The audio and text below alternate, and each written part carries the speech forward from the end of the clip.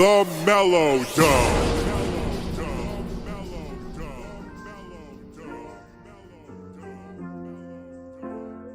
It's about that time, you're in the zone. Welcome home to the MellowDome. With us, the Monster and all of his guests.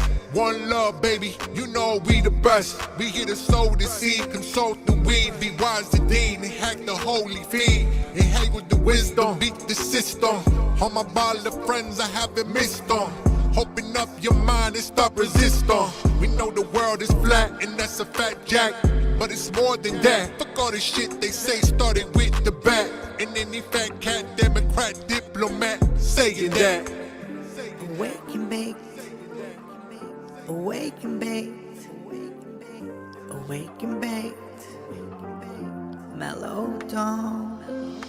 Multi-streaming, beaming knowledge into your cerebrum. If you're hungry for the truth, you'll feed it. And I know some of us need it. We the best, hashtag undefeated. Y'all keep talking about a curve, we know you never seen it. You dilute the truth, we come behind you and clean it. We would debate you anytime, and you know we mean it. No ifs, fans, or buts, or in between it. Raise the vibration, create the sensation. It's meditation or emancipation, then creation. East Coast, West Coast, all across the plain. Everyone together, everything to gain. Planting seeds everywhere, water like the rain. Different topics every week, open up your brain. Awake and bake. Awake and bake. Awake and bake. MellowDome. We're not alone in the MellowDome. The best souls roam. We set the tone, connect to the flow, and then you will know. Learning from each other is how we grow. Inhale, exhale, get ready for the show. Love is the breath, truth is the form. It's us a monster, baby, and he's bringing the storm. Open up your mind, meet us in the middle. A lot of more, smoke it up, listen to the sizzle. We bringing the truth, and we'll never let it fizzle. Love thy creator, there is nothing greater. Son of the pater, we ain't got time for the haters. The earth is flat from here to the equator. Spitting facts for every negator, and serving them up like a waiter. Awake and bake. Awake and bake. Awake and bake. MellowDome.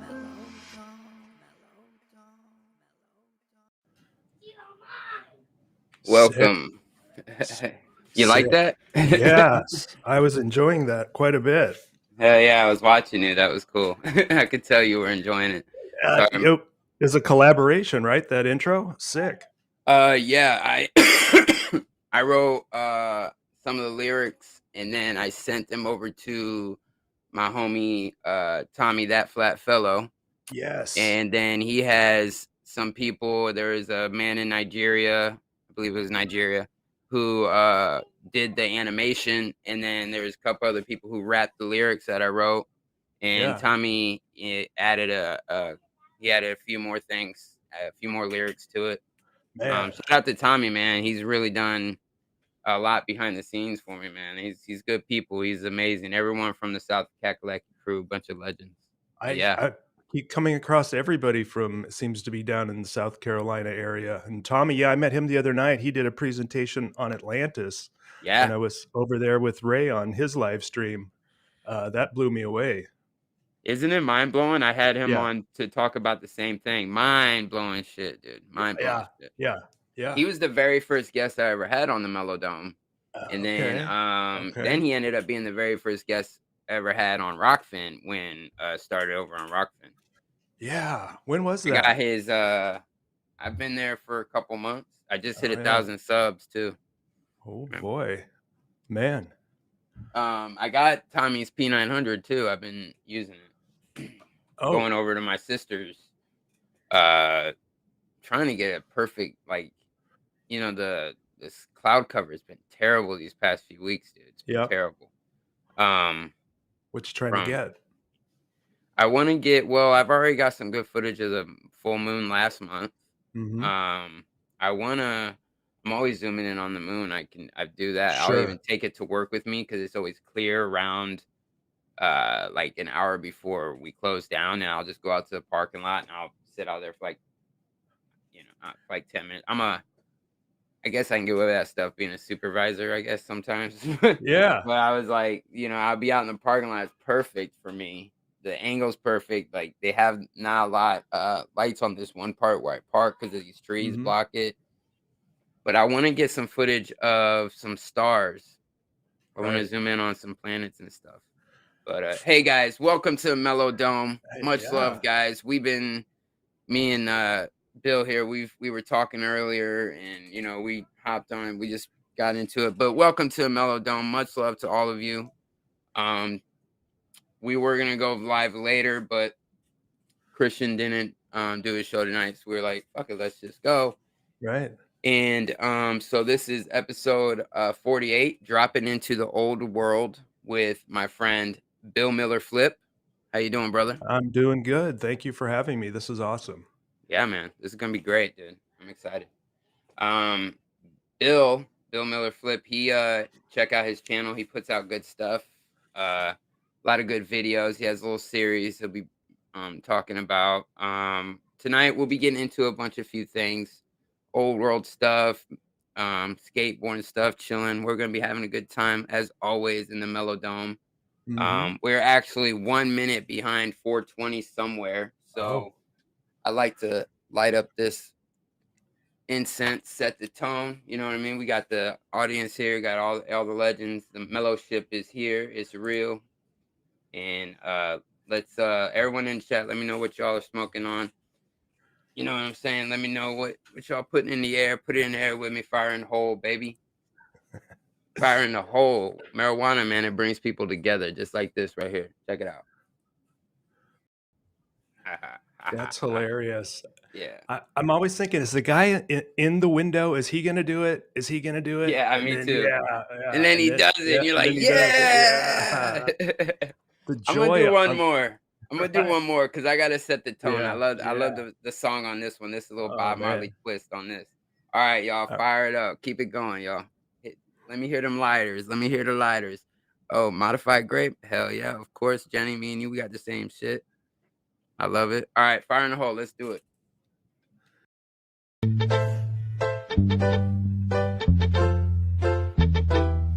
Ganja in my meditation, ganja in my brain. Ganja we take away my stress and strain. Ganja in my meditation, ganja in my brain. Marijuana take away my stress and pain. Ganja in my meditation, ganja in my brain. Marijuana take away the stress and pain. Ganja is the medication, ganja is the cure. Police and them a fight the marijuana for sure. Purify me heavens and they make me feel pure. And the Hell yeah, I love that shit. Robert Nestor Marley, I believe, is his middle name. Hey, Nestor. I believe so. I believe Bob's middle name is Nestor. I think it was just his birthday the other day. I'd say about a week ago.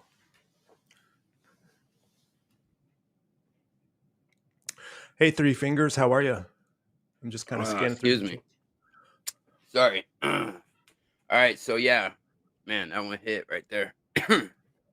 Nice. I'm smoking on some more blueberry cupcake. I got fucking mason jars of that shit. Really?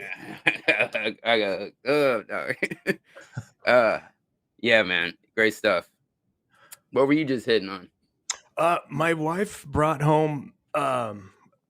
I haven't been into the weed scene. I mean, I dabbled in it. I mean, heavy and throughout my life at different points. But she brought home some one pen from the store and then one from her friend. So I think the one from her friend's probably more the real deal. But it's just the vaping form. And then there's some gummies laying around here too that I will admit that I was going to do a live stream with Ray one night, and it was my first gummy in, I'll say, years, long time, couple of years anyway. And I shortly into it, that I was like, I had to get a hold of Ray and said, Ray, I don't think I can do the show. I'm kind of incapacitated here. My wife slipped me a gummy, and I had to call it a night early. but it was a good night. It was a good night. I just didn't want to be on a live stream at that point, but Yeah, right. You I get all didn't. fucking too high and shit. Yeah, didn't have my legs under me at one. It's like, okay, I'll get used to this, like you do. But that first one, after a long layoff, kind of gets you. Hell yeah. Yeah. Yeah, I had some gummies. They're all gone now. Yeah. They're pretty good. But yeah, so anyways, I don't know if you guys know before we get started, hold on. Before we get started, I'm sorry. Hold up. Let me few things I gotta say. As always, this show. Oh, and James, guys, James isn't here tonight because a couple weeks ago he scheduled well, he's on with Benjamin Balderson tonight. That's been scheduled for a few weeks, and we're live tonight and not Wednesday because tomorrow's my son's 10th birthday, my oldest son Grayson. So but if we're still live when James's interview is over, he'll come over. But yeah, if anyone was wondering where he's at, he's right now having an interview, which you guys should go check out, when this is over or whatever, whenever you want. Yeah. It's gonna be a great conversation, I guarantee that. So Yes. my son keeps busting in the door. Like he's extra. He's happy. Yeah, he loves his daddy. Bye. There's so many. You seen that? That was so cute. Sorry, go ahead. There's so many good live streams nowadays. It's like, wow, I gotta keep my eye out because the schedule's filling out. It's like, oh wow, Yeah. there's good live streams every night. Yeah, for sure. And I like that. I Yeah. like that. I Yeah. like it a lot. There was Yeah. a time where it was, I'm waiting all week for one or two shows, at one point, and now it's, I can't even keep up with it, and I love that. Yeah. It's also getting to a point where I gotta, I'm seeing other people streaming, so I'm trying to like work in between or around or after. Yep. So and it's becoming like Right. someone needs to make a TV guide or something for it. Yeah, that's true. I mean, you don't want to step on anybody's toes, and Right. just find the right little spot. And if you find a nice little spot, may as well take it up. Do it every week. Right. But so that being said, this show is sponsored by groundedextracts.com. Find in nature what you thought only the unnatural world could offer. Groundedextracts.com. They have a lot of great stuff, and you guys might have seen him around on a few different shows. He's been on Karen's, he's been on Crow 777. There's an amazing episode. If you haven't checked it out, go check it out. About talking about his website, his company, which is a great product, a lot of great products, and also addiction and solutions, to addiction. He actually talks about solutions. It's great. But yeah, official sponsor. A spot. It's awesome, man. Yeah, that's James. He's also a co-host. Yeah, having your show sponsored by somebody in the community is just wow, what an amazing step. It's better than you gotta support your fellow flat earthers. You know what I mean? Yeah, that's right. That's right. And then one more we got. If you're in the Florida area, you got John Ram, the insurance man. If you're looking for car insurance, living in the Florida area, you can hit John Ram, the insurance man, at 305-884-8884 or 305-851-2182. And of course, this is just in the Florida area. My man Ramrock, thank you, brother. He's a great guy. Who doesn't want a flat earth insurance man? Flat earth mechanic. Flat earth barber. I don't have a barber, as you can see, but yeah. So if you're in the Florida area and you're looking for car insurance, I needed it. It helped me. It can help others. Check it out. And then realmellowdome.com for merch. You can get t-shirts. I'm wearing one under the hoodie. There's that one. This is the new design. Here, I'll put it up right here. This is the newest design we got right here. $25 plus shipping and handling. Here's a legendary couple right here. Let me take that off for a second. Here's some patrons, Sean and Angela. Here's Nice. another patron, Shelby, and her mom, Michelle. Got the co-host, James. James. Got a few other mellow heads. Tommy. Trying to Yeah, see who I buddy. recognize. Rost. Is that Rasta Rasta Bear? Bear. Yep. Yeah. You got Dean, you got Jenny, you got Mark, you got Davey, you got Angela, you got Jose, Tommy, James, Rasta, Young Love, Michelle, Brian, Marika, Faye, Shane, Chris, No Despair Bear, Yaz Child. That's Yaz Child's husband. I forgot his name. But Which that's one? Jesus Freak Computer Geek right there. Yeah. Yeah. What? Okay. Yeah. I was just thinking that's Jesus Freak Computer Geek, isn't it? Yeah, I met him at Flattoberfest. Okay. Very cool. Good people. Cool. And then Yeah. got Waters, Jennifer right here, and then Ramrock right here, Mhm. and David. So a bunch of great people. $25 plus shipping and handling at realmellowdome.com. There's also links to become a patron. There's links to my YouTube, Brockfin, Odyssey. There's a link to the Facebook, and there's a link to groundedextracts.com. So Man. yeah, okay, I got that out the way. You got that covered. Yeah. And now that that's all out of the way, guys, tonight, Bill Miller Flip, if you guys haven't heard of him, he has a lot of great stuff. If you don't mind, you mind just sharing a little bit about yourself, like how you came up with the name and all that good stuff, what you got going on? Yeah, I mean the name, the YouTube channel is Bill Miller Flip, which is my name, Bill Miller, with the word flip put it on it at the end. The Miller Flip is actually a skateboarding maneuver, and I have skateboarding in my past as a kid growing up and into my 20s, and did a lot of skateboarding. When I wanted to get my first email account back in the early 2000s, Bill Miller was taken because there's like a million of them. So I just gave a shout out to Daryl Miller, who invented the Miller Flip, and I just made my email address Bill Miller Flip, and it's just kind of carried over to my YouTube channel name and my Odyssey channel name and BitChute channel name. So I just try to keep that the same. Yeah. Makes it easy. Ray had that problem. Yeah. Switching up the names is difficult because that fucked them all up. Yeah.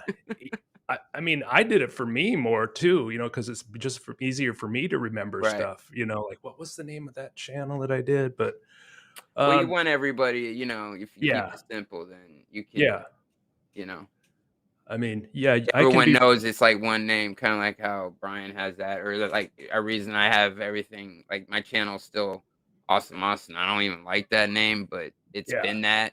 Right. So, I probably could go by Bill Miller, but I mean, even in the chats and I see other Bill Millers. So it's like, well, get to know who you are. It makes me like the name. I mean, I've always liked them. They don't have a problem with the name, but it fits you now that I got to know a little bit about you. You know what I mean? It's really a great fucking name, so I like it. I mean, I think it's very cool.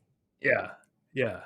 Just condensed with just a single 4-letter word, just flip at the end. And well, a Miller Flip, right? Miller Flip is it's a front side invert. Like say you're on a skateboard and you're in a half pipe or in a bowl, usually.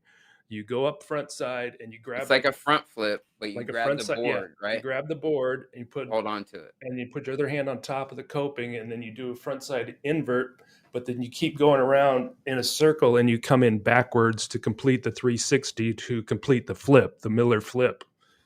So I was only able to do it on smaller things, just kind of messing around. But I mean, I did try it on some of the biggest stuff, and it's a pretty gnarly trick, but I know it's made the crossover to snowboarding, and you can do it on smaller stuff too. And like in street skating, I see a lot of people doing Miller Flips on the smallest stuff now. The skateboarding today is just insane.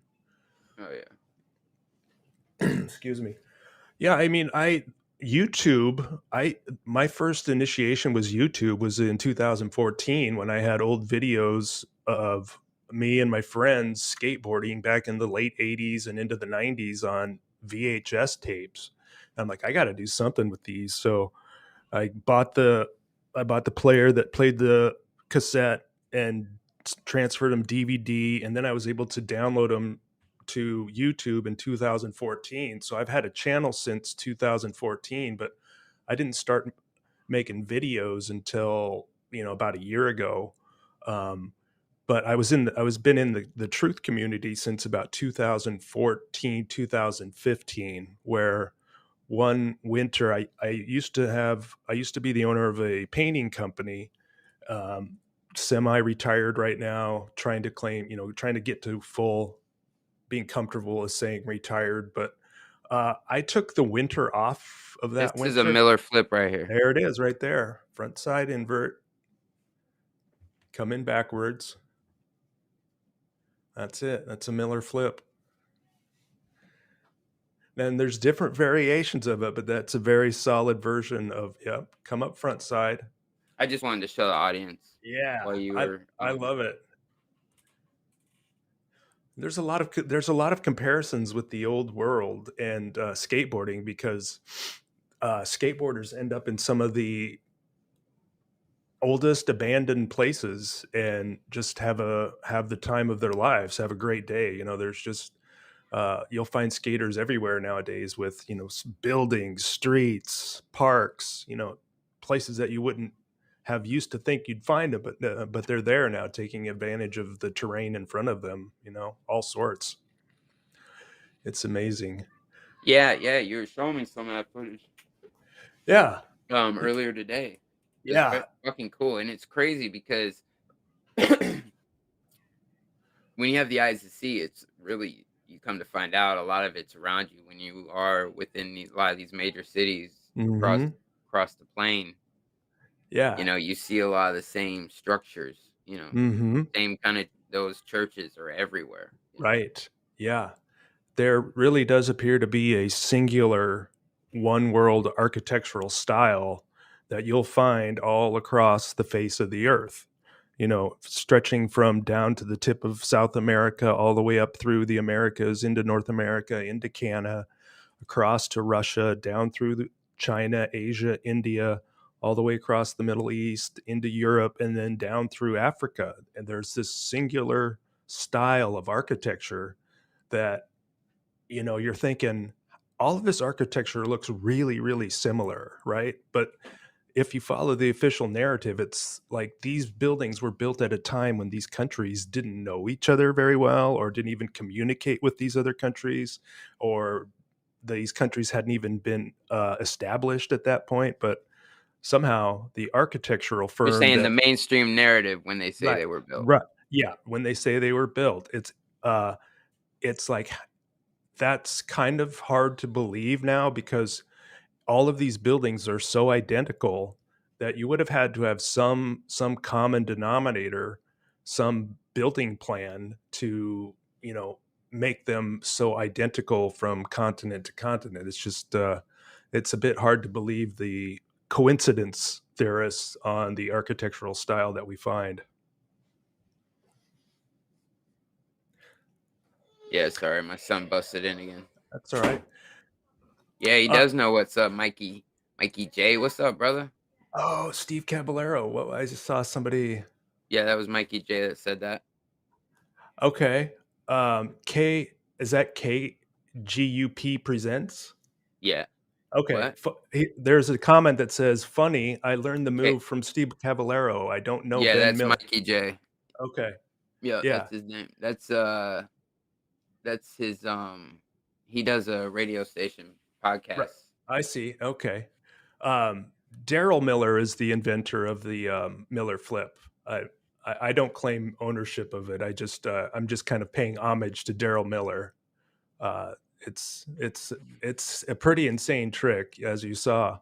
But I mean, I'm glad he mentioned Steve Caballero. I've met Steve back in the early 80s, and actually went out to California and skated Steve Caballero's ramp back in 84. Steve was such a cool guy, And then my buddy, when I was growing up in Nebraska in 83 and 84, about a mile from my house, he had a skateboard ramp in his backyard, half pipe. And one day he said, "Hey, all the pros are coming to town." I was like, what do you mean? He's like, yeah, they're going to have a contest in my backyard. I was like, wow. And sure enough, all of the pros showed up.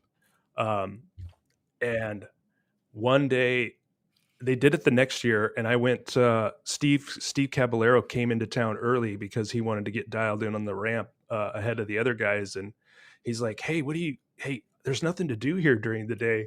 Can you take me to school with you? And I'm like, sure. So I took when I was a senior at my high schools.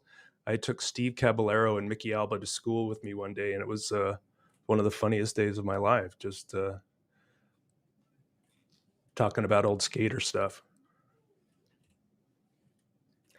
You said you got when you were saying how the skateboarders find some of the craziest spots to skateboard. You want to bring some of that up? Yeah, I'll bring that up. Yeah, let's do that. Okay. And real quick, I just looked at my notes, and I also wanted to bring this up. So I don't. Most of you probably know, maybe you don't, but Jen's channel got terminated today. Yeah. So guys, go hit up her backup channel. It's TSS. I'll grab it. But yeah, her channel got terminated, and she's gonna start.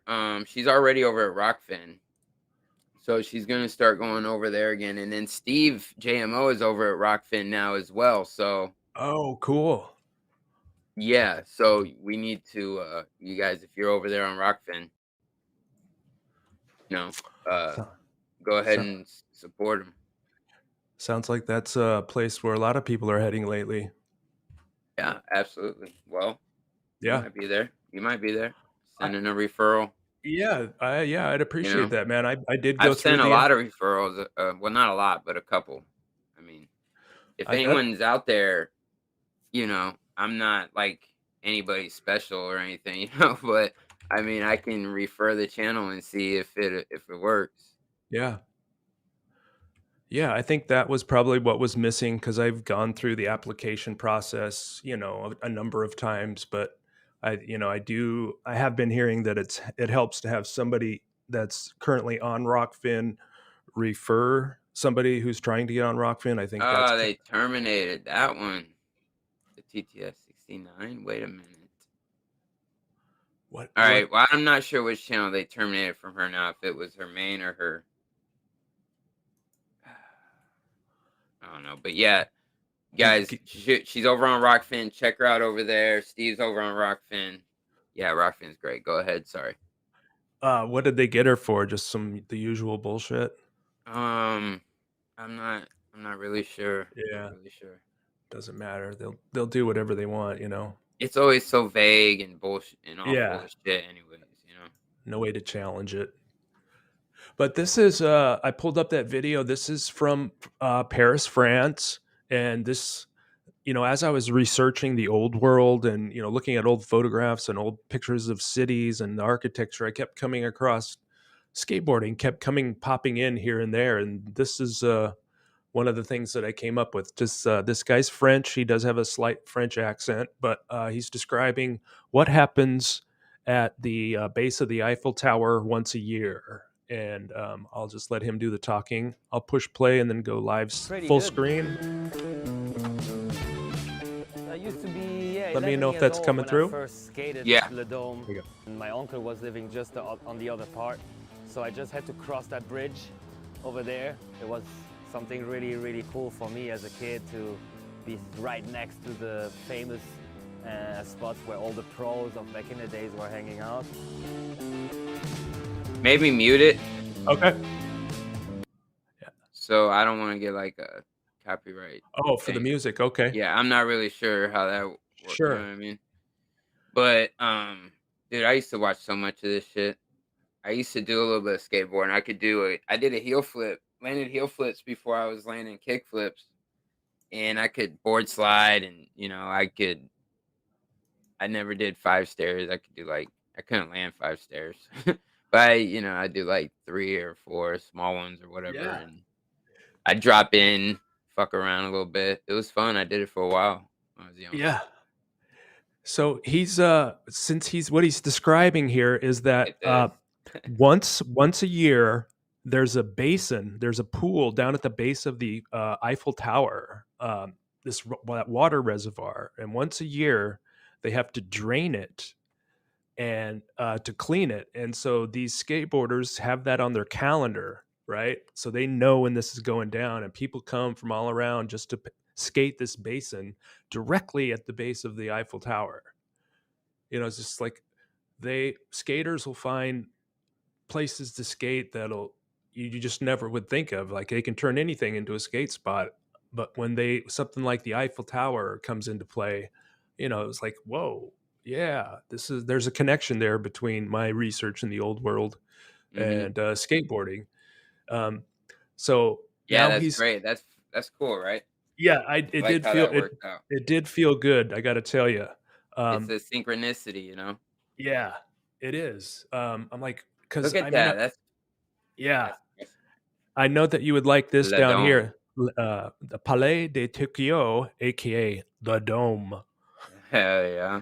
But look at this place. It's like, it has that old world feel, and these guys have turned it into a playground. It's and from what I gather, they don't get hassled by security. I could be wrong on that, but they've built up a community in Paris to skateboard downtown at the most incredible sites with the most incredible architecture all around you. Right. Yeah, it's fascinating. I totally lost what I was about to say. That's all right. They can turn, like a courtyard or stairs or anything, and just this. I wanted to these old statues. Have you looked into old statues, Austin? What do you mean? Like, as in, Like how I say in like the mainstream narrative, how they were made? Yeah. Yeah, and how it's like They say impossible. somebody will take take a big block of stone, marble, right? And they'll imagine that body there inside of a big block of marble, and they knocked it away with hammers and chisels and make these perfect works of art all over the world in the thousands. It's like they would have had to have had thousands of chiselers, but a lot of these are code stone, which is I could stop sharing and I could show you what this stuff is made out. It's actually a ceramic, and these things are made in molds. Like you'll get a clay model of it, and there's kind of a secrecy about the formula to make this code stone, spelled COADE, where rather than chiseling these things were actually molds. Let me see if I can pull that up for you. And how long ago they said they were doing this? They said that these that they've been making these statues since they date back to the 1400s. And these also have a very similar feel to them, where no matter where you're at on in the realm, you'll see a commonality with the style of this architecture and the artwork. My son is dragging a chair across the kitchen floor, and I can hear it. It's like, so, sorry. That's all right. So, most people would think, okay, so they chiseled this out of rock, but and they don't mind telling people that, but it's actually code stone.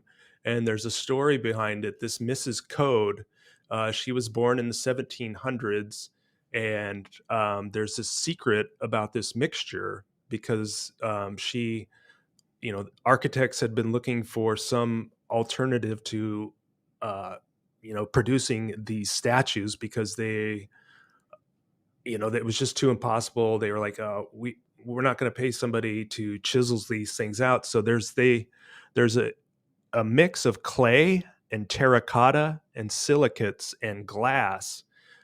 So once you have the mold in place, that's, the model's been made.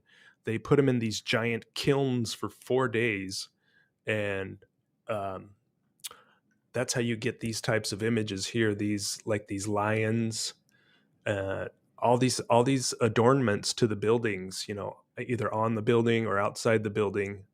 And even parts of the architecture are made out of this mold, this codestone.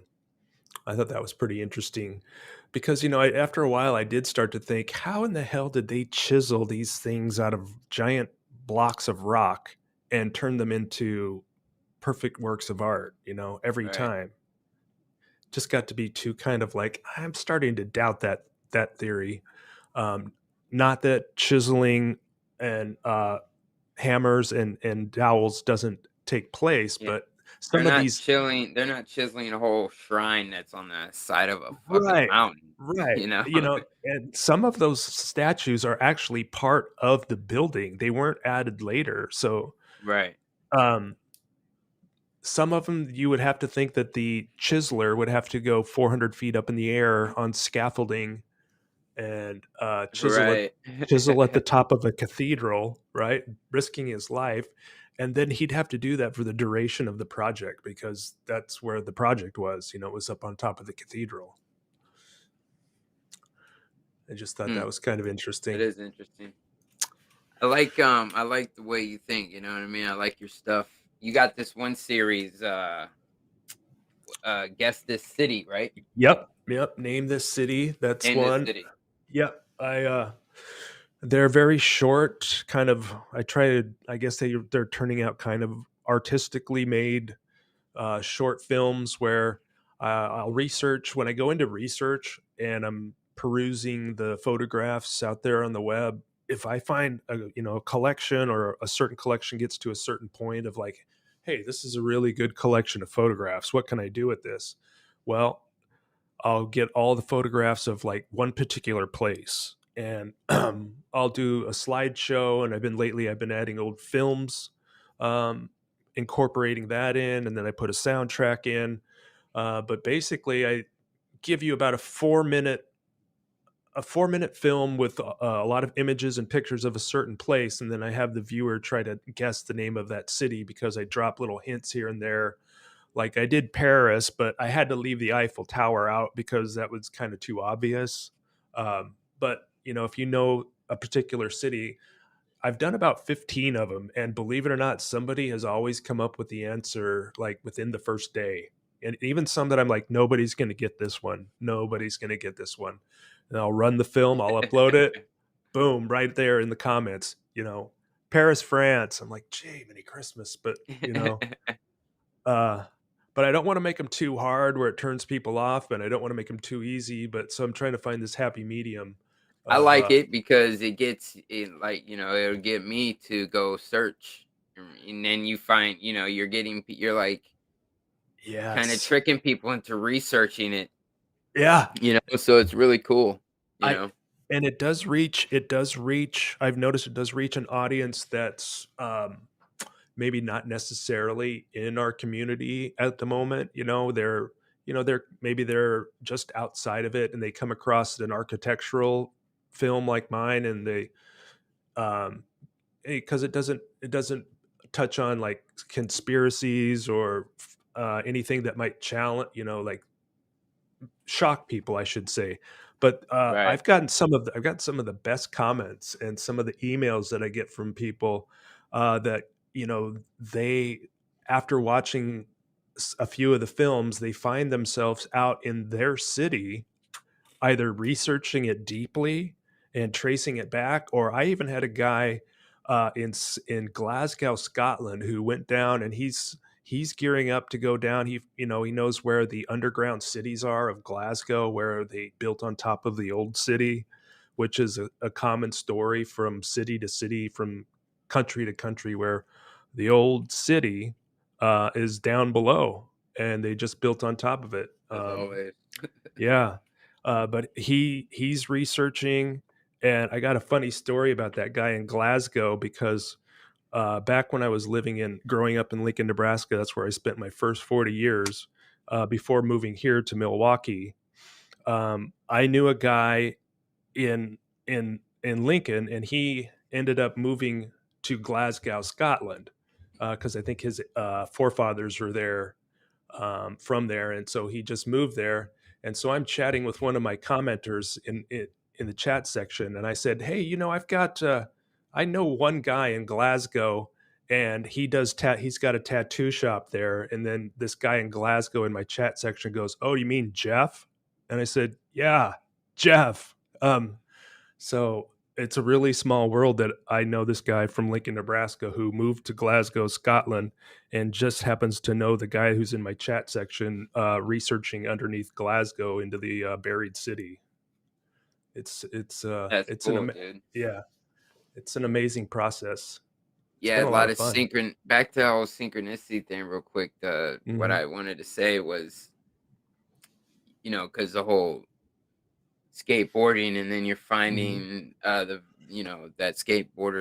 you're seeing that they're skateboarding around all these amazing architecture and stuff like that, stuff that you're into, and all that synchronicity is like Yeah, confirmation from the creator that you're on the right path, I so I feel that. yeah. Yeah, yeah. Hell yeah. I That's mean, cool. I haven't been in skateboarding for quite some time, but I do have lifelong friends that still do it back in Nebraska, and they're my age. I'm in my mid 50s, and so are they, and they're still going. And I just keep feeling like I need to. I want to be able to go to a skate park. I'm kind of looking for something very specific. Like I'm looking for a bowl skate park, like maybe a figure eight bowl.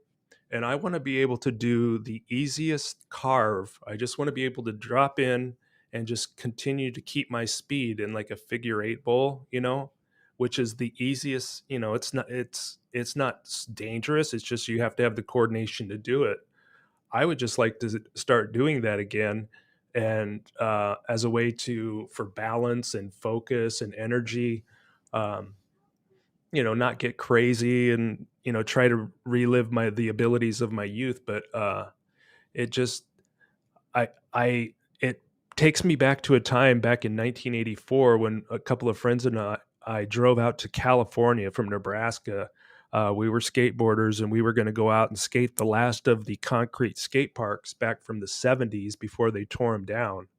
And we drove 24 hours out to California, and we pull in, and the first place we go to is Upland Skate Park, which was one of the gnarliest skate parks around back in the beginning days, and it was one of the last ones to go. There was two left. There was Del Mar Skate Park, and there was Upland. And I had no idea how to skate these bowls. They were so big and scary. It was just like I know, right? I'm just inside of this bowl, and it's just a monster. And I'm like, this is just crazy. But then I'll never forget, there was a guy that came. He was a local, and he'd probably been skating there since the 70s, since it opened. But he was an old surfer guy, and he was probably, I'm going to say, between 60 and 70 years old. And he came in and he skated, and he did exactly that. He came in and he did these carve lines, not crazy, but it was like you could tell he knew what he was doing. It was like an old surfer, like somebody who surfed. He just basically took it to the concrete. He came in and he just did these lines. MellowDome. He did these lines around the bowl, just so fluid and smooth, and you could just tell that this guy knew he had it. He had it going on. And he did a few runs, and then he left. He was gone. He just skated off. It was like, wow, that was pretty intense. Just being able to do fluid actions, just kind of that flow. even as you're getting older. I've been researching that too. I'm following some of the older skaters from back when I was into it, and there's there's not many left that are the full ramp riders. But I know Tony Hawk, he's still going. He's my age. Um Dwayne Peters, he was kind of older. He's probably around 60. He's hurt his foot real bad, but I know he was doing it. He was still skating. Uh, but I just think it's something that you can do without going so crazy. I think, it's kind of like riding a bike, like if you haven't Yeah. ridden a bike for a while, if you got your wits about you and you know, if you put some thought into it, you can get onto that bike and start riding, right? Hmm. I would think that, with a skateboard, if you just wanted to do some turns, basically, not even lift any wheels off the concrete, right? Just kind of curve around and pump and keep your momentum. I would think that that would be something I'd like to explore. And I know they're rebuilding. Uh, Skate parks are popping up all over the place. Like this video, this is a church that skaters have converted into a skate park, Yeah, which is a, 100, what they say to be a 100-year-old church oh my God. in Spain. And Spain. So these kind of small upstart grassroots, very organic uh movements, like just basically, hey, can we put a skate park in the church? It's there's skaters that have uh who have now grown up and have spread out into different parts of the world, of society, and they're in some positions where they can say yes to these projects now. You know, It's I'm like, I'm betting they could probably do some, like, their skill level probably is up a little bit more in there if yeah, they're, like, sensitive to the vibration, the vibes, you know what I mean? yeah, So, yeah, like, maybe they're like, "Oh, like, that's the best time I've ever done that, that move," or, like a varial yeah, flip, I've never done one, I landed it more, right. like, beautifully there, and it's probably because of, like, the whole frequency Vibes. and the resonance, that how, yeah, the vibes and how it's all bouncing off the ceiling and all that, Yeah. mixed with That's the bright colors, just, the whole energy is probably amazing in there, dude. that's exactly why I think, they built these old churches like they did. And I mean, we could get into that too, because these churches that you'll find have a very similar architectural style. There's different aspects and different characteristics of these structures that are common all across the face of the plane, right? Mhm. And they knew something. They knew that these places, especially if you couple it with the church organs that you'll find in a lot of these cathedrals, that people would go to these cathedrals, what we call churches, but were actually more like healing centers, where, like, say Yeah, you dude, absolutely. like you on Sundays, you would take your family down there, like, all right, it's time to go down to the healing center, and you go in, and you can stand in different places in the church, and that church organ will just vibrate right through you. You'll feel these different resonance and these different vibrations depending on where you stand, what notes are played, how long you're there, what's going on, what you're thinking, what you're trying to let go of, what you're trying to connect with. Um, there's something going on with these churches, like they're old world healing centers. Yeah, 100%, dude, I agree, 100%, bro. Yeah, Did it's I pretty fascinating. did I share something with you earlier that you were thinking of regarding the churches? Um, Oh, yeah, yeah, yeah, I have some stuff, but you got let some me, stuff. Okay, good. yeah, let me, do a shout out really quick. Yeah. Over on Rockfin, we have 6 people.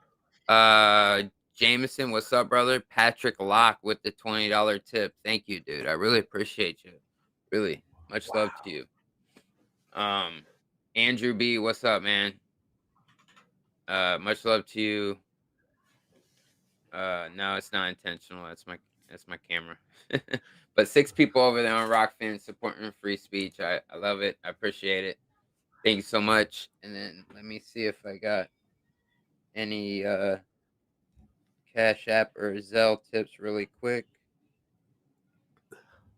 That's got to be a good I feeling. do not. Yeah, I'm loving the support. Everyone here is amazing.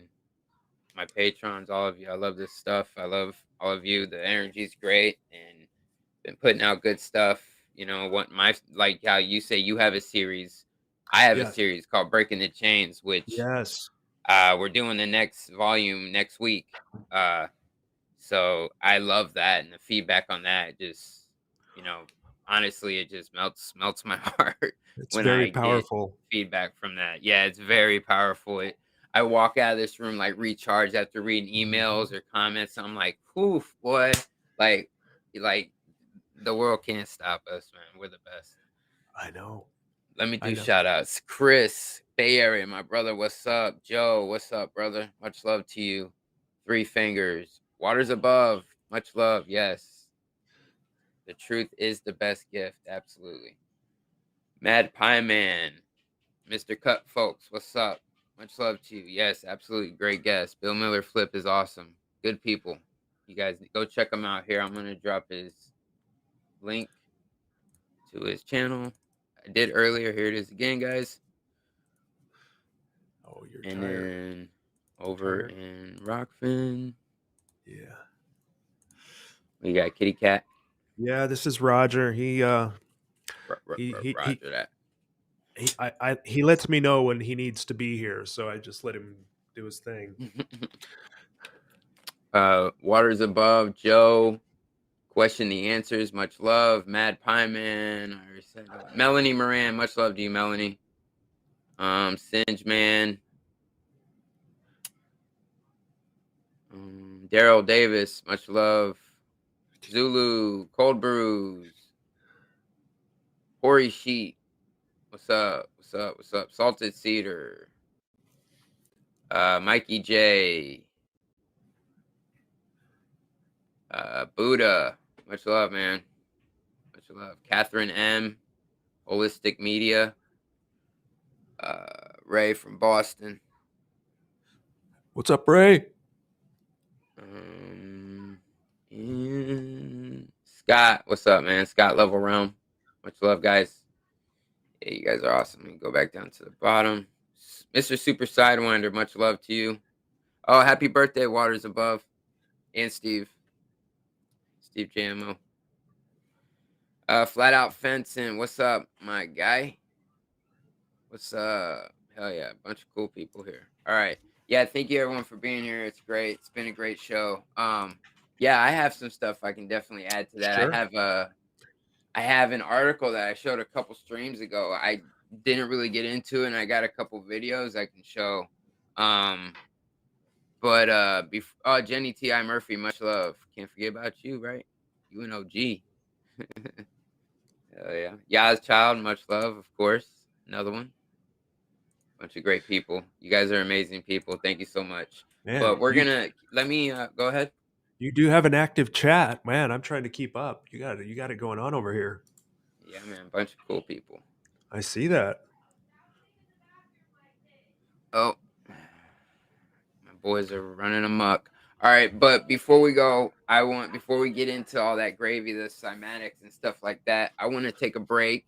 Mm-hmm. I need to get some more water and all that good stuff. So guys, don't go anywhere. Kick it with us. You know what I mean? Roll up another joint, pack another bowl or a bong. You know what I'm saying? Get you something to drink. Get comfortable, because you guys are the ones setting the tone for us. You guys are the best. Oh, that flat fellow legend right here in the chat. Yeah, there he is. Bill Miller's shorts are great if y'all haven't watched them. Oh, thank you. Absolutely, thank you, flat fellow. dude. Thank you, Tommy. Appreciate that. Yeah. So cool. So cool. But yeah, man, you guys are the best. So don't go anywhere. We'll be back and we'll get into the gravy. All right. All right. All right, guys. Legends. Everyone in the chat. Hell yeah. We'll be back.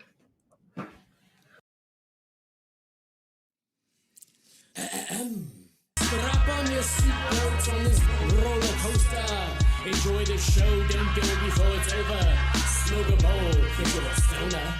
Welcome home to the MellowDome. You're getting blown in the MellowDome. Elephant drones in the MellowDome. Must hit me up on my cell phone. Yo, it's the MellowDome hour of comedy. Let me in this bitch, I need comic relief. Let me hit that split ring chronic leaf. Puff puff past me like a COVID doctor. All this outer space talk don't even bother. It means nothing to me. Got pocket rockets and you're bluffing with threes. Well, Austin and me are puffing on trees. I rap about COVID-19, so you're curious why I'm weird like this, but I give zero shit. One of the dopest FP lyricists. You can't be serious. Yo, it's as clear as piss. That astronaut suit that I'm delirious. Dropping flat raps so fast and furious. How can it be flat? Yo, well, here it is. Austin's on deck, bound to steer this ship. All the ladies on board are clearly wet. We nearly wrecked into the Titanic. I got the wheel now and a boat of Xanax. No need to panic. We don't believe in planets. One more hit of this mellow weed and damn it. About to fly out the handle like I'm manic. Like Nancy acts like he's a schizophrenic. At Foster Farms looking for a chicken to dance with. All the Farmer John say, yo, pull up your pants, kid. Overall, wherewithal is something I lacking to get this MellowDome a crack.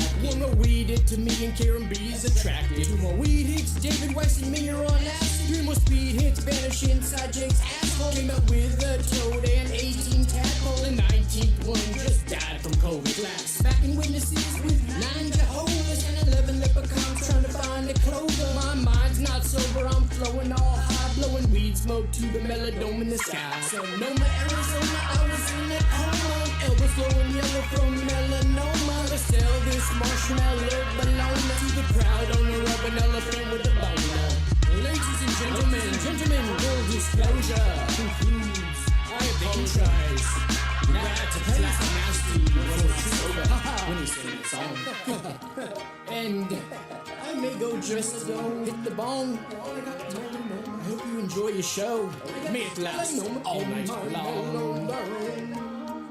All night long.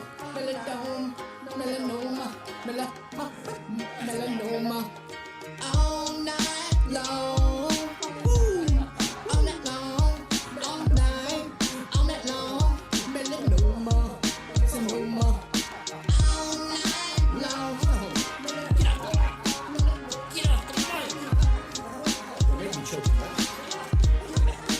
Peace.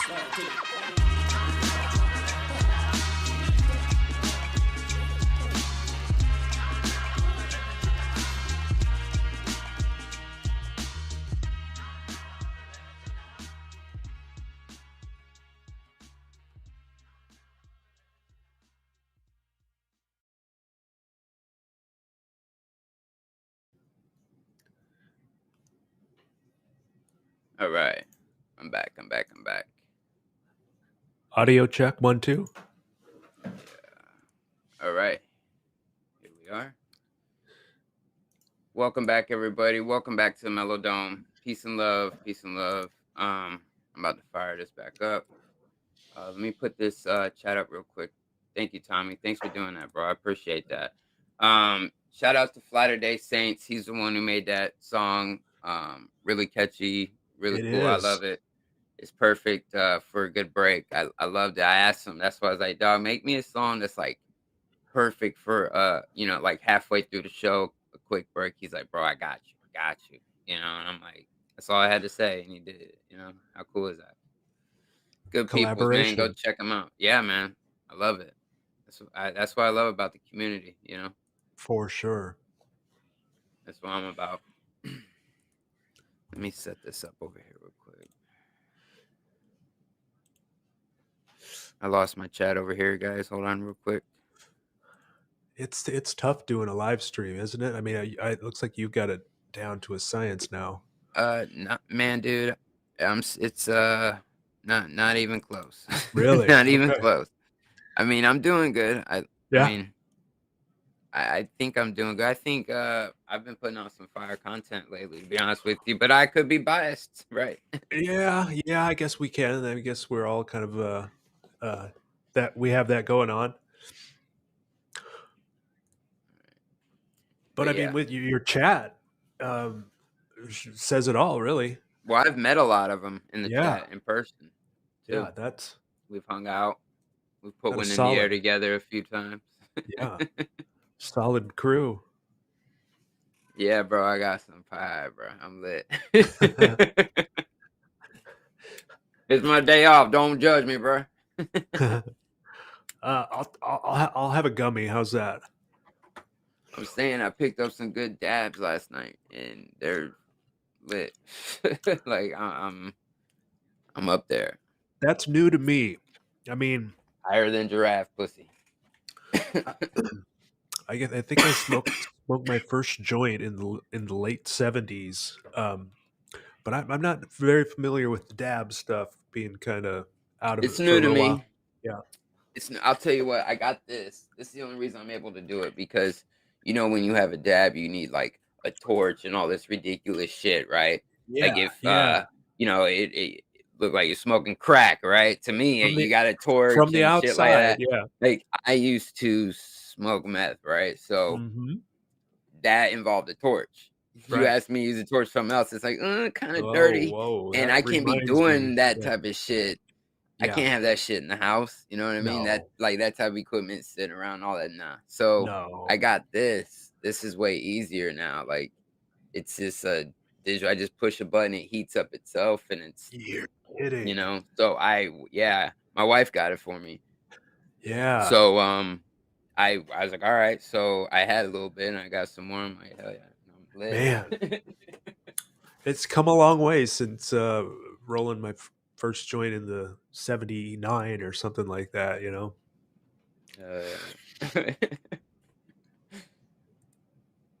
Got that green crack. Joe, he was just a guest on last week. Joe, and I almost said his old lady. I almost said Joe and his girl Faye. They was just on last week, and they killed it. I had to take it down from YouTube because it was so great. Really? Okay, good. But it's over on it's still somewhere though, right? Hmm? You still have it somewhere? You Oh took it yeah, down it's as on it's Rockfin. Yeah, it's on Rockfin. Yeah. Rockfin and Good. Odyssey. Yeah. Odyssey. So that being said, one more time, if you're looking for merch or links to past shows, go to realmelodome.com. Links to YouTube, Odyssey, Rockfin. If the show isn't on YouTube, it's because they won't keep it on YouTube. So it will be over there on Odyssey and Rockfin. And Good. everything on Rockfin has been free. I haven't put anything behind a paywall or anything. So you guys don't even need to sign up for it. You can just go check it out. Right. Yeah, and I recently did that. I jumped into Rockfin. I was hesitant at first being a member over there, but I kept being on watching these live streams, and then they would end because they were getting into the gravy and going over to Rockfin, and I was like, "Oh man, I'm missing out." Yeah, I know. So I threw down the $10, and now I have access to all the content on Rockfin. Right. Yeah, as soon as Glowbusters went over there, I went over there through Yeah, Glowbusters. I'm that diehard. I watch that. That's oh, part of for the whole Sunday routine. For sure, a Sunday staple This for last one was amazing, bro. It was so great. I've listened to it twice. I'm gonna be listening to a third time probably again starting tomorrow. So what? Why it was was I? really I good. actually missed it. What was it? They What had was a guy named Lindsey Harris on, right? He's Mhm. someone I've been watching for a while. I've reached out to him to try to get him on the show. He was all for it, but our time is different. I just never got back to reaching out again. But they had him on. I want to get him on. It was such a great show. What he has is basically what he says is it's a not undebunkable model. He has a flat earth model, and he went over some of it on Glowbusters, and it was fantastic. It was great. Very cool. I even Wow. actually I even drew some of it out. It's like that type of shit. Yeah, He has stuff like this on his the dry toroidal erase. Yeah, and it's like some bunt cake action, but yeah. bunt cake, kind of. Yeah, Yeah, donut it's a shaped. great fucking show, man. Great show, dude. Great show. Does But it? does it have a plane in the middle? And that's where we are. Did he get into what he thinks is on the bottom? No, Okay. no, they got into like the whole Black Sun thing and where it could really be positioned at, like, because I don't Mhm. know if you've seen that Freemason video supposedly of this guy drawing a model out and he put like a black sun. Yeah, maybe I have it. You know what I'm talking about? It does sound familiar. The black Uh, sun has come up a lot. I know. I've heard yeah. others mention the black sun. I've heard I've seen recently the second sun, the spirit sun. I think Cami. Well, No doubt. it's all the same, Okay. Okay. just different names. That's what I came to understanding. It feel because I just don't think it's underground. I think it's possibly between the North Pole and Polaris, and we just can't see it because it's in that area where we can't see because Right. of Right. the magnetic fields of the sun and the moon and all that. We can't see within there Yeah. like a Faraday effect. Sure. Is it a projection then onto the dome, like I the don't know if sun and it's the moon? on, not necessarily onto the dome, but just Right. projected into this The reality, you yeah. know, like in Could a and it's like the sun and like the sun is a focal point within the plasma field. right plasma could be coming from outside of the dome. I don't know. They didn't really get into a Okay. Okay. dome. It was more of Yeah. a electromagnetic field, and then Gotcha. this Yeah. toroidal coming out of it, like Like the something the like bunting. this. Yeah. And this centerpiece is like the vortex of the whole earth, like you would have water draining in a drain, it would create like a tornado in the water and there'd be a hole right there. Yeah. Well, that hole is like creation, and then Right. everything's coming out of there, and then the sun is sitting Right. on the rim of that hole, kind of like a black Okay. hole type thing. Okay. And then it's like a lamp, the backside of it. Oh, you can't see me. It's kind of like the sun is like in the center, and it's Hmm. like tucked into something. And one side is the night side with the stars, and Right. it turns like a Oh fucking yeah. like a Yeah. light. It just spins Yeah. around every 24 hours Yeah. like a light. Yeah. And then what we're seeing is the focal point within the plasma field. We're Right. not seeing the actual sun in No. the No. No. center No. No. No. turning, No. Yeah. It was fascinating. It was like my brain fucking melting, bro. I had to listen to it a few times. It's great. The guy's awesome. I've been watching him for a while. Lindsay Harris, Flat Earth Yeah. Philosophy, I think. Just this 2 days ago. Hmm. Sunday's episode. Okay. Yeah. Hmm. I'm gonna check Great it stuff. out. Great stuff. But yeah, so cymatics, right? Healing. Yep. Let me I'm gonna share this page. Okay. This is an article, guys. Everyone in the chat, you guys probably seen me share this maybe last Wake and Bake or something like that. Because we got into this kind of stuff, but I didn't really read much of it to you. And there's a video I wanted to share with you guys. So this is the healing resonance of churches, cymatics, and healing in sacred spaces. So I want to come down here.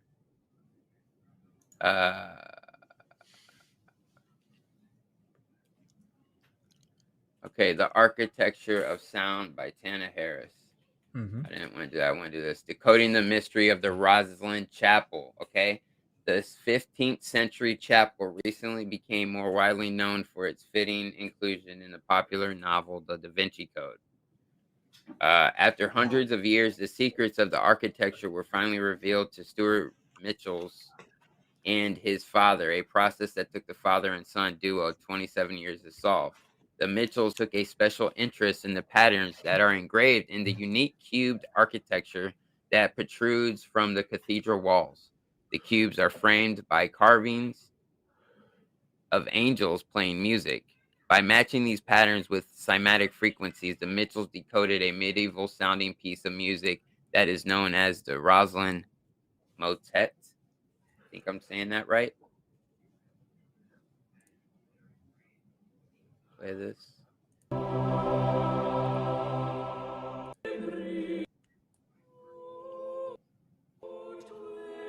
Can you hear? Yes.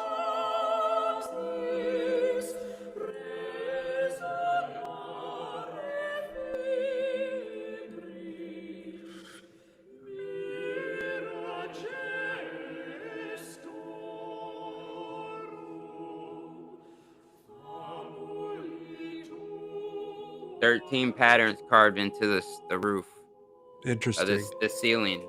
Here's some of Yeah. them.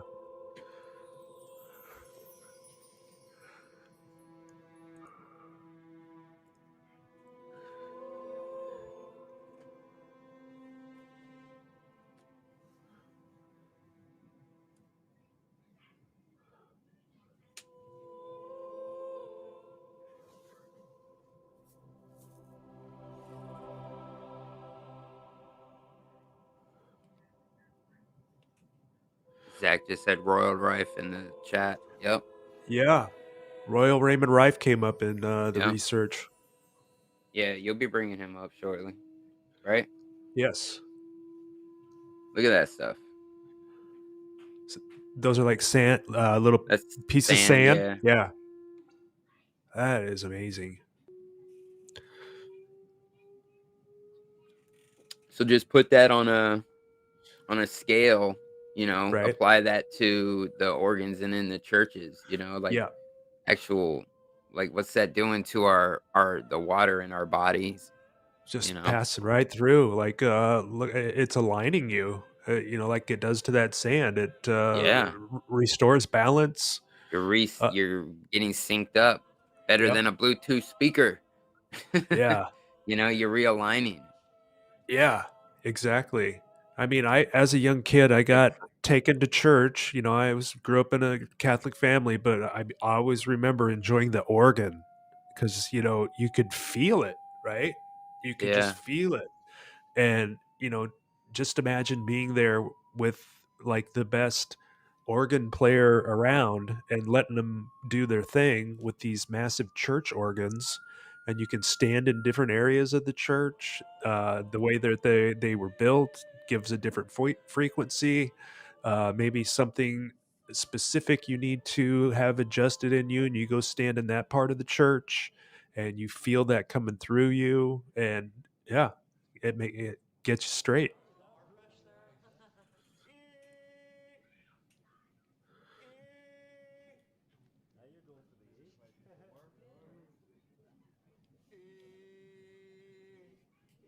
Hell yeah, 33 in the chat. Yep, sure is. I can turn this up a little bit. Oh, that's her voice. Yeah. And how was your boss to you? And how was your boss to you? You had a lovely kind of song. I mean, we've seen those opera singers that can shatter wine glasses with their voice. Yeah. Same thing, right? Yeah. Now you're going to the east.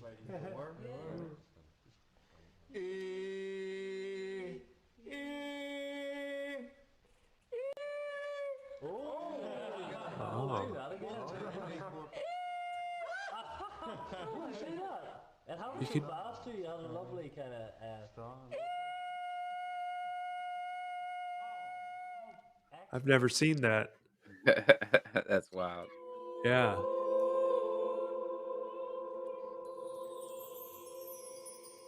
Pointing to 3 notes denoting the pitch of the first 3 cubes above his head. Hold on, let me turn it down a little bit.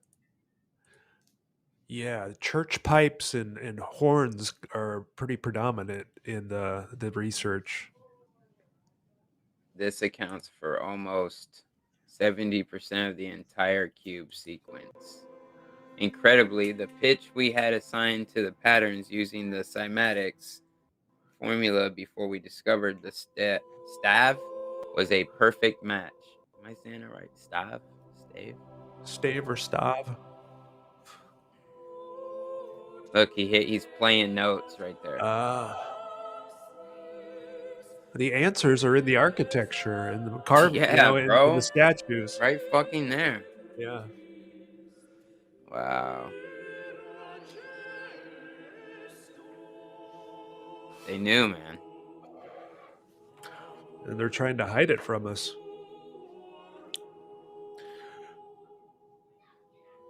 Wow. It's good to know that, if you're looking for it and you have open eyes and an open mind, you can find. When I'm researching it, sometimes it seems like these answers find me. Right? Yeah, you know what? That's so funny you just said that, dude. There's Yeah. another synchronicity right there. So you didn't watch Glowbusters. Well, that guy Lindsay Harris was saying something about that I thought was really cool.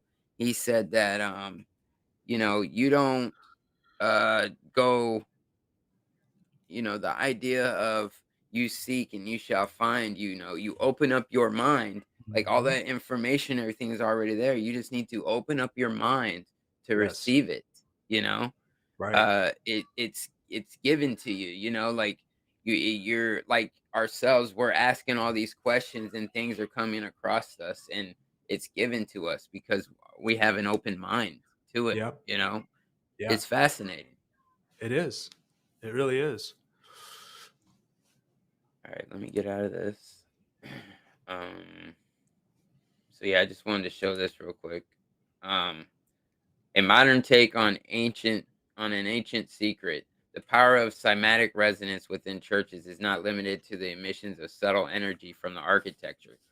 Choirs also contribute to the unspoken aspect of the typical religious experience, as evidenced by a recent art installation inspired by a request from a Trinity Episcopal Cathedral in Portland, Oregon. Artist is Shelley, in collaboration with cymatic expert John, designed a video projection experience unlike any other. So they took the sounds of from inside the cathedral, right? Yeah. And they applied it to this what is it? Where was it? They have this device, Right. so using a pool of water measuring 6 feet in diameter as their cymatic device, they made visible the sound of the Pilgrim's Hymn, sung by the church's choir. Although the project was created with traditionally Christian sounds, opening the resonance of church bells and ending with a portion of Bach's toccata, Yeah. in what's that? What's that? I'm not sure I can Fugi, see on the way Fugi. down there. Fuji is a place. The visuals are reminiscent of the mandalas found in Eastern mystic traditions. The final result, named Cauldron, was projected at the church, attracting large crowds to see the unique multimedia work of art. So, with Yes. the sounds of the choir, the voices, this is what they caught. Oh. This is water in 6 inches, right? It said 6 Yeah. inches.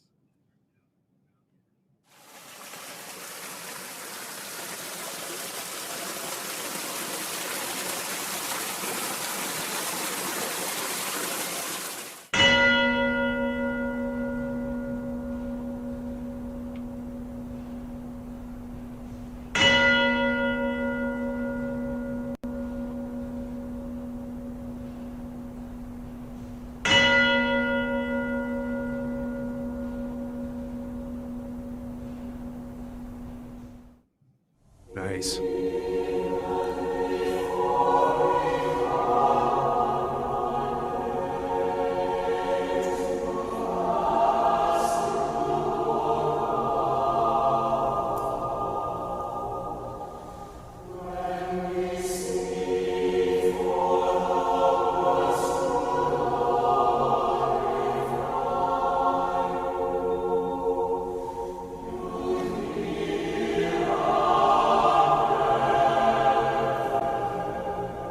Bro, tell me they don't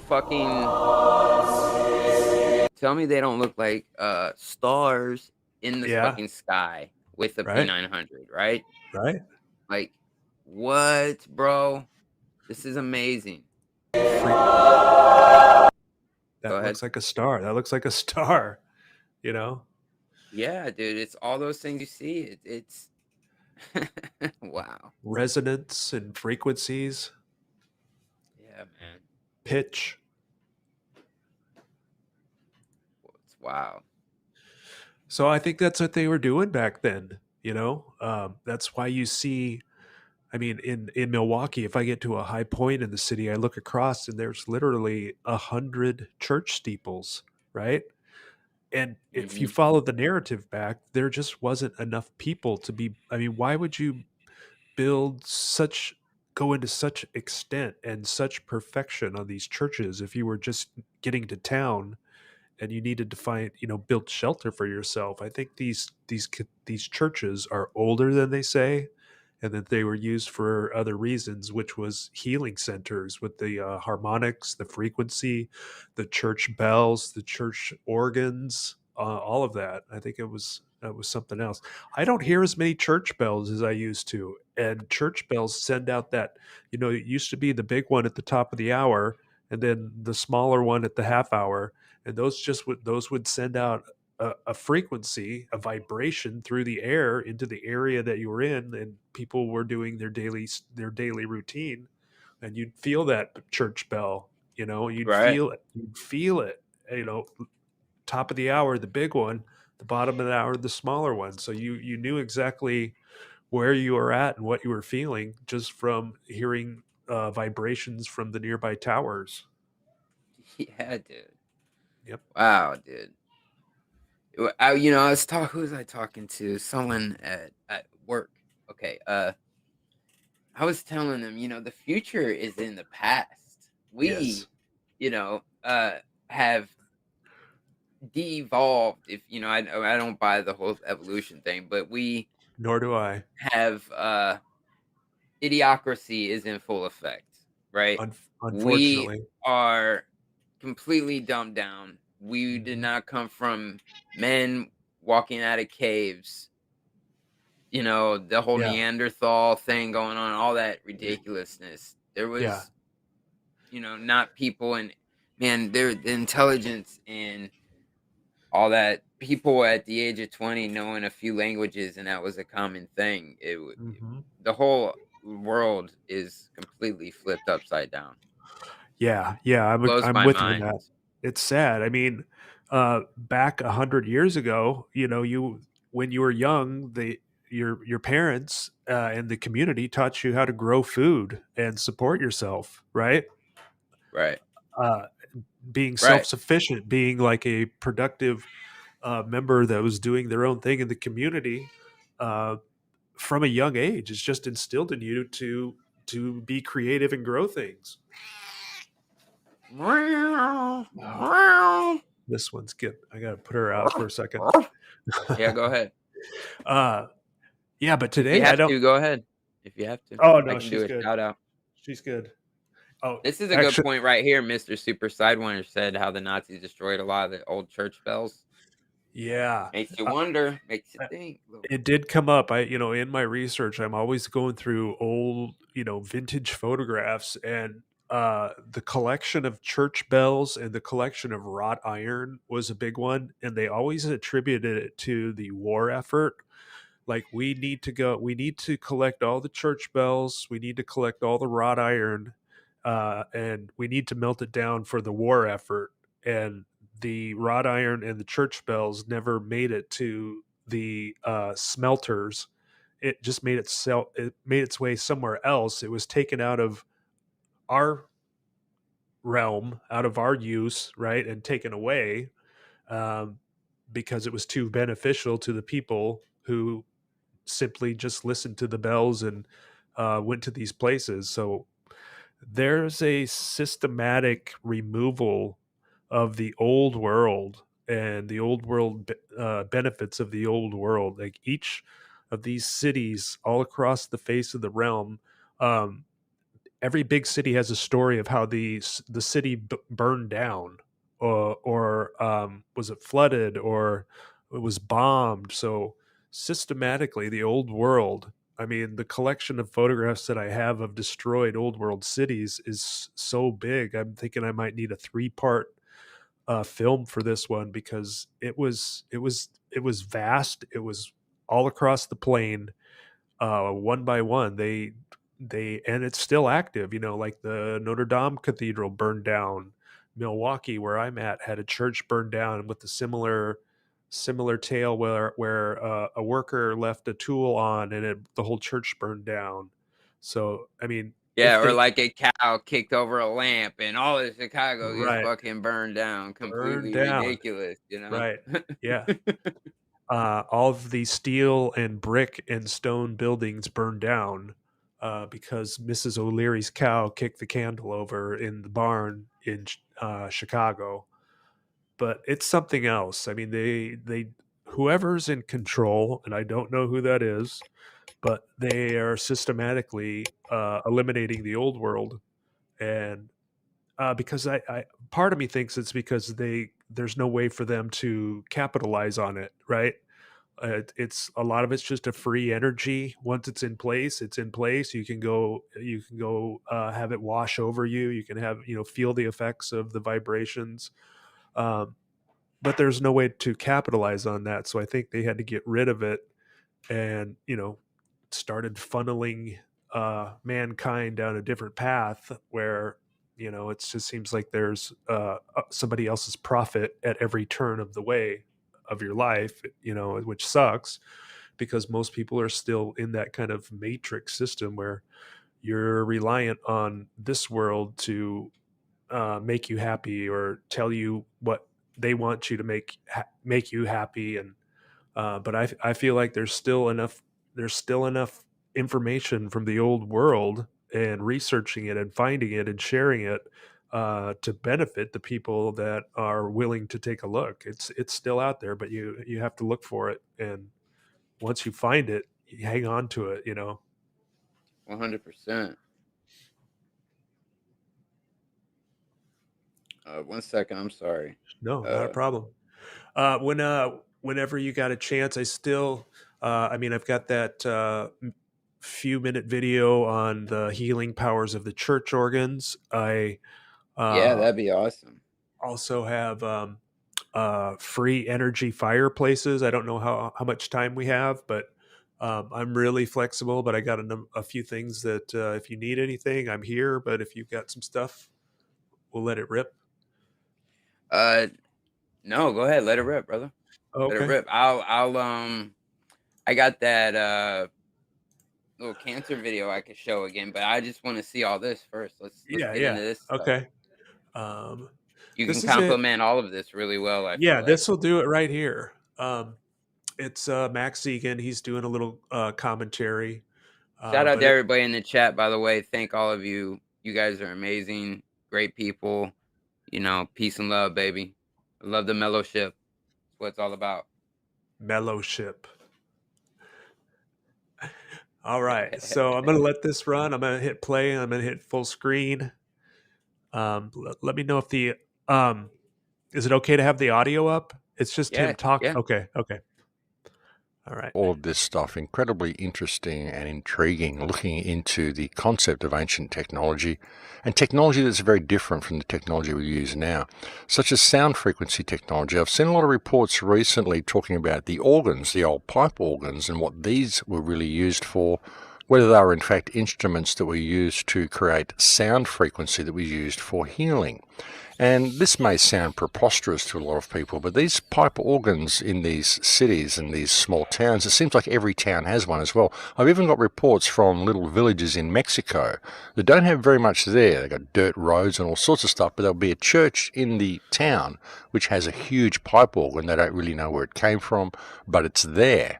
And the question is, what was the real purpose of these instruments? Were they merely for creating music, or was it really a sound healing system that they had?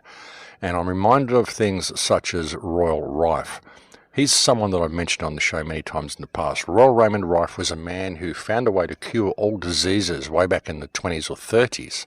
I think it was in the 1930s or the 1940s, they actually had a banquet to celebrate the end of all disease due to the research and techniques that had been uncovered by Royal Raymond Rife, and he was curing incurable diseases, and he did it through sound frequency. He was able to identify viruses, live viruses in the body. He could view them with this microscope that he built. The Rife microscope was an absolutely incredible device which gave him the ability to be able to view viruses in real time. And what he would do, he would put a blood sample under the microscope and he would look at your blood sample and he would subject the sample to a series of light frequencies. Because every light you apply, when you go through frequencies of light and you put them on an object, different frequencies of light will illuminate different aspects of the object. Like if you put frequencies of light on a blood slide, different organisms or viruses or bacteria in the blood will become illuminated under certain lights. And Rife figured out that all you have to do is go through the light frequency until you find the light that illuminates the virus, and then find the corresponding sound frequency, bombard the virus with that sound frequency, and it will shatter like a crystal glass shatters on high C. When an opera singer hits high C, they can shatter a crystal glass. It's the same thing. It's the same principle. All you have to do is find the corresponding sound frequency, and you will create a feedback loop which will shatter the virus. And that's what Royal Rife figured out. So when you look at that, and you think of these organs and the sound that they produce and the healing that comes from sound, I mean, any people who've gone to sound healings know what I'm talking about. And sound healings may sound incredibly new age and airy-fairy to most people, but they do, in fact, work. So it's another very interesting thing to look at. And again, I find all of this sort of stuff quite intriguing and quite fascinating. And the concept that we had this ancient technology is really not so far-fetched. And when you think about it and you really consider the possibility that this technology has been stolen from us, it really does provide a whole new perspective to look at things from. What do you think of that? Amazing. There's You a know, couple. you know, Tough, right? I'm not trying to kill the vibes, but Yeah. my mom and my dad both were like taken away from cancer, well, I would say the treatment of cancer, not Right. cancer. And what it makes me do, it makes me think, what if this stuff was around? Would, everyone still be here? Because like after my mom passed, our immediate family kind of fell apart. Oh, So, and me and my sister, we're back, talking again. They just left, her and her son, my nephew. yeah. They're over here all the time, but it just makes me want, like, the pharmakia 100%, man. And I'm not even trying to go down all that, but if Right. this technology should be available, it's fucked up, like, Yeah. it's Yeah. fucked up. It makes me think of, like, there's gonna be a day where my son or someone breaks a leg.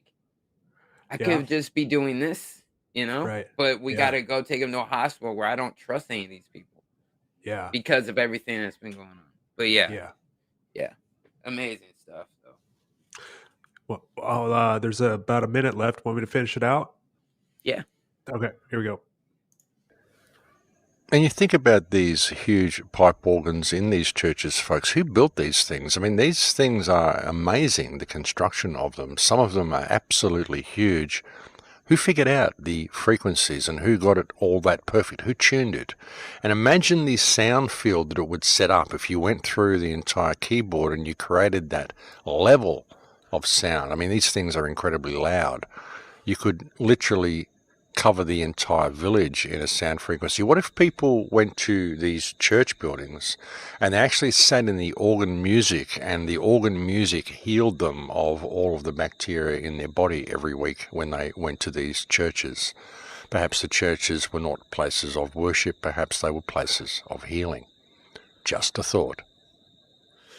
And again, it may be a preposterous thought for a lot of people, but again, look at the detail of these organs. Look at the detail that went into the construction of them, the meticulous workmanship of them. Look at the detail that went into the construction of a lot of these buildings. Like I said last week, and like I've said quite often recently, a lot of these buildings look more like machines than actual buildings. They look like they're buildings that actually perform a function, which isn't just an aesthetic function of looking good or being a place to pray in. They very much look like they are able to accumulate and harness and use energy in a way that we are unaware of. And when you begin to consider these type of things, even if you don't want to believe them, just considering them, it does open up a whole new train of thought for people. And if you can really consider this type of technology being a reality, then look at the type of technology we use now. Look at the 5G system. Look at all of this digital stuff that we're doing, which is so different to this analog technology that we were using. Anybody who knows the human vessel and understands humanity understands the difference between analog and digital and how it affects us on an emotional and on an energetic level. There we go. Yep. There you have it. Agree. Completely agree. Mr. Sidewinder, Super Sidewinder, was asking about free energy. Free energy fireplaces. Yeah, you seen that, right? Oh, How yeah. fucking crazy is that? Talk about another thing. I was like, what's up, James? What's up, brother? What's Good up, to y'all? see you. I'm sorry to interrupt. I'm listening. You're good, man. You're good. Is that Everything go good over there? Dude, it was great. Yeah, it was a great Hell conversation. Yeah. Hell yeah, I'm gonna check it out. Yeah, dude. On the 21st, I think it's coming out. Nice. Oh, Yeah. okay. All right. Cool. Hey, James, how are you? Hey, how you doing, man? Sorry, I was lost in thought. How you doing, man? Good. I'm hanging in there. Cool, James, Bill, James. Bill, Nice I've to heard meet your you, James. voice before on a lot of videos, I feel like.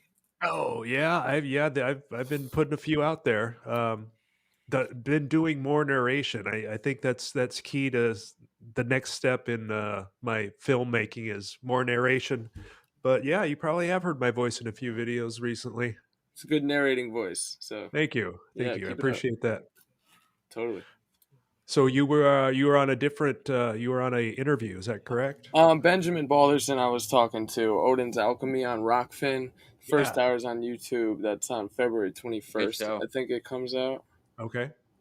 But yeah, awesome dude. Awesome. He's an alchemist. I just can't say enough about him. Awesome. Right. Dude. Yeah, he's awesome. We had him on the show too. Yeah. He was over here. Yep. And he killed it, man. It was an epic show. Go check it out, guys. It was really good. I enjoyed it. Shout out to Benjamin Balderson, man. He's good people. Yeah, go give him a follow on Rockfin. Odin's Alchemy. Odin's Alchemy. Okay. Benjamin Balderson. Odin's Alchemy. So rockfin.com/Odin's Alchemy. Okay. Shout out to Mark Wood. He says he needs something to smoke. Well, on that note, let's fire it up. You know, Hey, James in the house. Oh, I gotta go James get weed. I'll be right back. Yeah, you do that, bro. Get that weed, bro. All right, y'all. Fire in the hole, baby. Let's get it.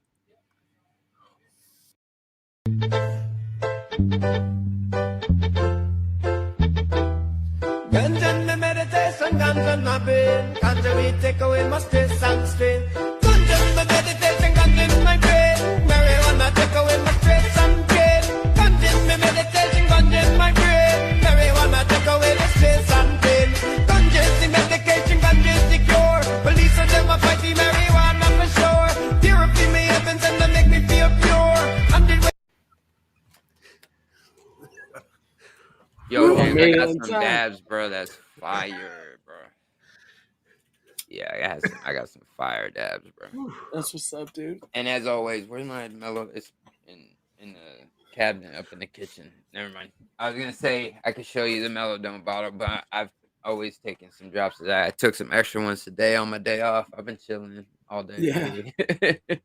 Yeah, I was just telling him about that. I was just giving your email out on his show, trying to promote that, man. Hell yeah. Yeah. That's what's up, man. Now I know your email by heart.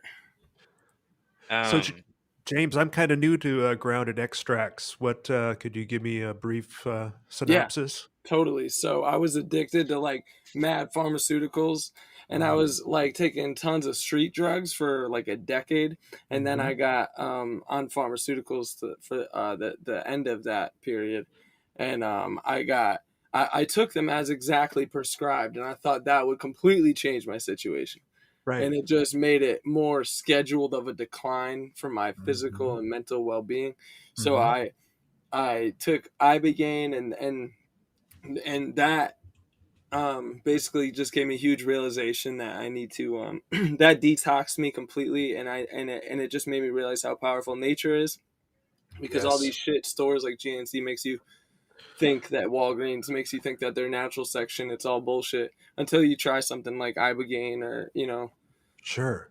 different things like that. And then so I wanted to, but you still have issues, like some people still deal with legitimate pain issues or legitimate sleep issues or eating issues, and Right. you still need to treat that. You want to get to the level where you don't have to treat it with anything but your mind, or good vibes and shit. But Sure. until then, like, plant medicine is better than, pharmacology. So in my opinion, not pharmaceuticals. Right. So I tried to replace everything I was prescribed with, pharmaceutically to natural. So pain would be, it depends what it is for pain, inflammation, whatever. But Sure. instead of Xanax, it'd be the MellowDome drops. It'd be the Delta Hydroxy 11 oil. Right. It would, and Best Earth can replace Adderall and things like that. It helped me quit smoking. It's helped someone in my family lose weight. Habit control. So that's the long story of grounded extracts and how. No, that's way cool, man. I just started following you, and I appreciate that rundown. I mean, Oh, cool. I love that stuff. That's awesome, dude. Yeah. I mean, I think I'd say the closest that I would be in that realm would be kratom. Yeah. Is that in that realm? Yeah, 100%. Yeah, that That's helped me to get exactly. off. Oh yeah. Yeah. Okay. Yeah. Yeah. Help Austin. Kratom did wonders for me, bro. Yeah. Yeah. Yep.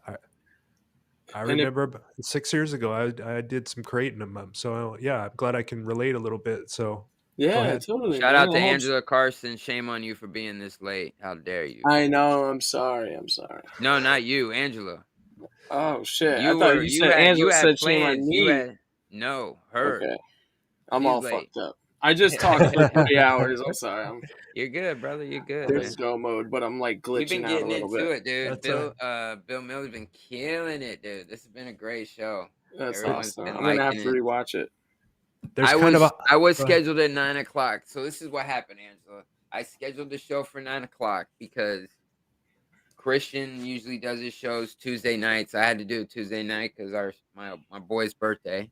We were gonna do a marathon, mellow marathon, but he had to cancel the stream, so he was letting me know. I was like, okay, well then I'll just go on a little early. I hit Bill up, hey, you want to go early? Mhm. We went early, and here we are. So That's awesome, dude.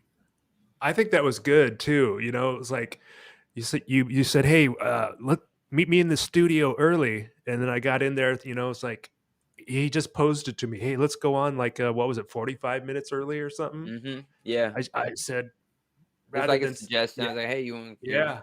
I was like, yeah, just hit the switch and like. Well, we were already on earlier today Yeah, too. yeah, We yeah, yeah. we wanted to get comfortable with it. There All are that good some stuff. It was nerves. great. Yeah, there are some nerves. I will admit. Live stream, but It helps to start early. It feels good. Yeah, it feels It good. helps to start early. That's what I like about your stream. You always you do that a lot. I like that. You kind of ease into it. Yeah. I get nervous before every show. Oh, for sure. That'll never go away. Yeah. Yeah. I get nervous. I'll pace before a show. You know what I mean? Like, yeah, that's just who I am, though. Yeah. I got comfortable over about a couple weeks ago. I did with Ray over on his Boston channel. Shout out Ray on Michelle L. He did like a week-long marathon late night session. Yeah, no, he was getting it. Yeah, I just dove in head first. Ray asked me to come on, and I just stuck around. I think we did like a week-long marathon where our streams were going till like 3 or 4 in the morning, and I think I just got kind of used to it during that phase. So just kind of applying that here, so feels good. Right. That's awesome. Yeah. This is a good show, man. I appreciate you coming on, dude. No problem. I love it. So, is there anything else you wanted to show? Did you have something you wanted to add to that? There was, I'd say Or there's Mr. Sidewinder in the chat was asking about the free energy fireplaces. mm-hmm. Are you familiar yeah, with those? that's right. Yeah, I've heard of them. I mean, for sure. it's just a slideshow of what it basically is. Now my thing's doing something weird. Okay, let's see if we can do this. Come on, go back in there. What they were here. Before we do that, let me show this. Let me show this just to we'll cap off the whole there you go. frequency thing. This is it's like 15 minutes, but I'm not gonna play the whole thing. Okay. I mean, unless you guys want me to, it's pretty good stuff. I only played a clip of it the other day. It's the one about using the frequencies to get rid of the tumor. So yeah. This will cap off what we've been talking about all night, Bill. There you go. And then we'll get into that the fireplace stuff. And I'm lit. So I hope everyone in the chat is lit, having a good time in the MellowDome. You know what I'm saying? I was smoking while I was talking to Ben Balderson like the whole time, and then I was like, "Oh, I gotta go to MellowDome." You smoke more than I do, so. But I'm having a good time. It's a good time. Yeah. All right, y'all, check this out. This is Greg Braden. In our hearts, when we have a feeling in our hearts, we're creating electrical and magnetic waves inside of our bodies that extend beyond our bodies into the world around us. And what's so interesting is the research shows that those waves extend not just 1 meter or 2 meters, many, many kilometers beyond where our heart physically resides. So right now in this room is having an effect on Italy beyond this building, beyond these walls. And you'll see this afternoon when many, many people get together with one feeling, many hearts come together and create one feeling, it can change the world, and you'll see just how much. But it's only a miracle until we understand the science. Then it's no longer a miracle, it becomes a technology, a powerful internal technology. So this film was created in a medicineless hospital in Beijing, China. Medicineless hospital, no medicine hospital. I like that hospital. This film shows a woman who has been diagnosed with a cancer in her bladder, a 3-inch diameter cancer in her bladder, and Western doctors say they can do nothing. They say, we can't help you.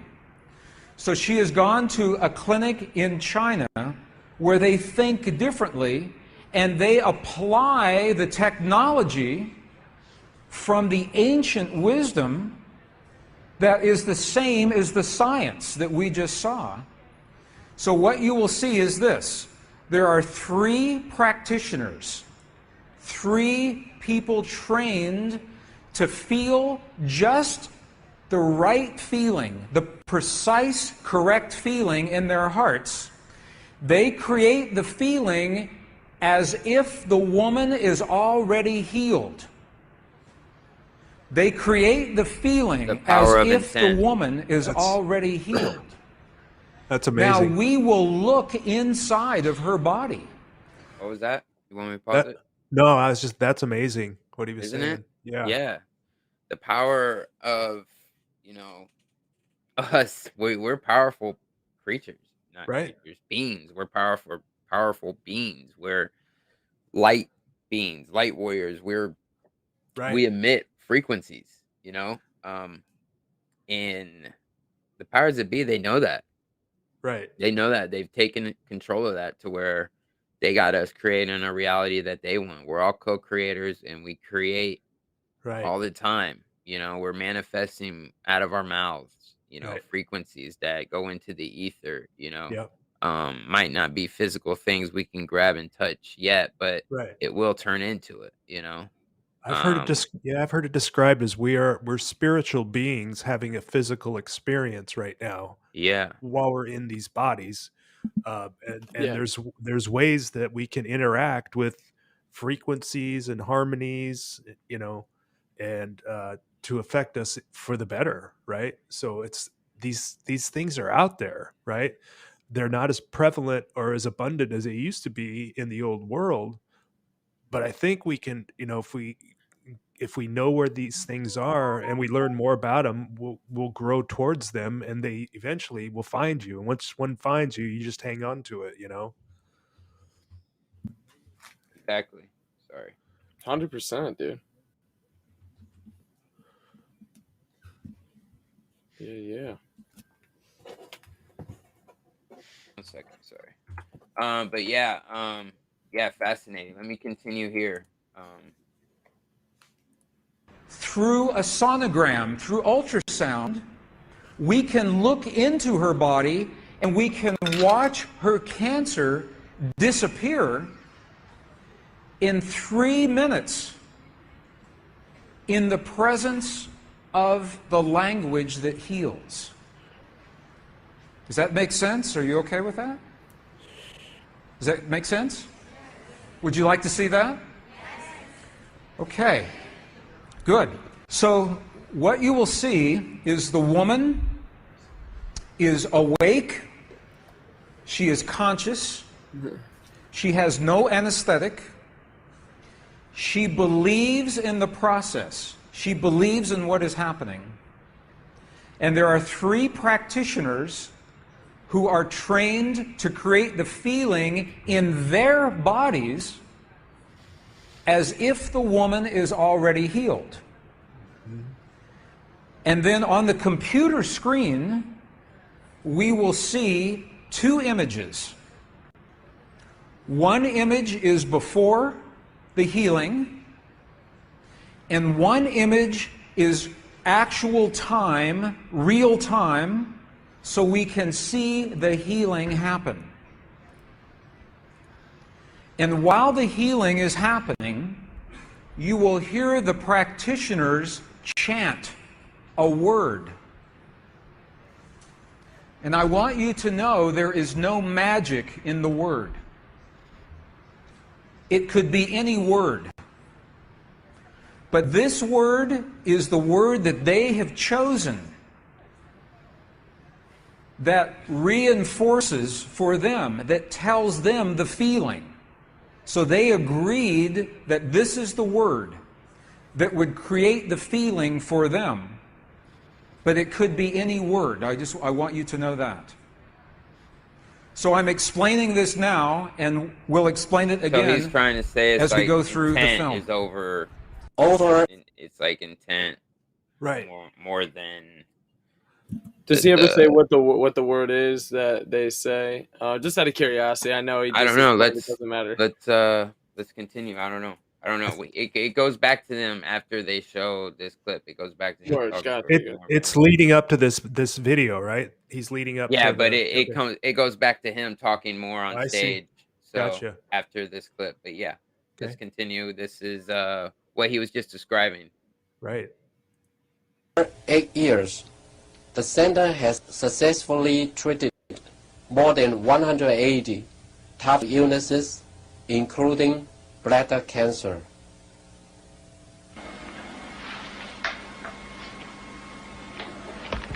看到了没有？就是在这个膀胱，三角球的左侧，有和一个压壶，这么一个中块。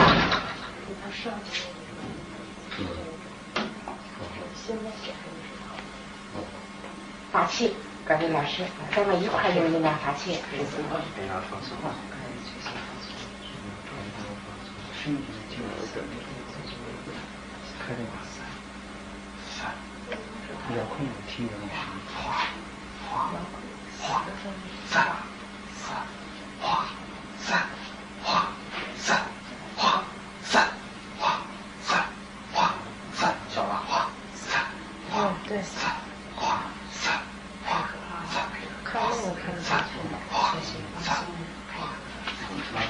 6小和1项的课比你放手啊，老师应该是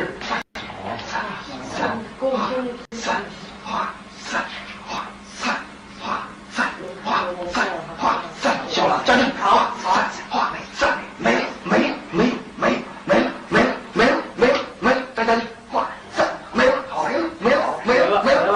再站正，没了，好，没了，站正，没了，上，消出场，上，没了，把场打破，没了，好了，没了，好了，2不好意思，能看出来，这是您几秒，这分10分钟拿下来，力度就1分钟哈，60分钟，上来，走了，好，没了。She's awake, she's conscious. There are 3 practitioners behind her. And here is the tumor, right here. The black is the emptiness of her bladder. This is the tumor. And now they take a snapshot for reference, a snapshot now. Okay, this is the real time. So this is now reference. This is actual time. This right here.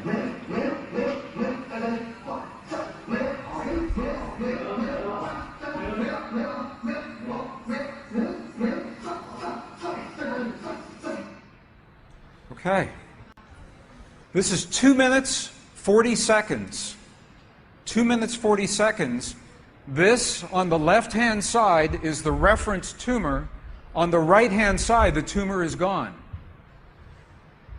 In the Western way of thinking, modern science says this is a miracle because they do not understand the field that connects everything, and they do not understand the language that speaks to that field. But once we understand, that is no longer a miracle, that is a technology. And you listen to the chant. Sa, sa, sa, sa.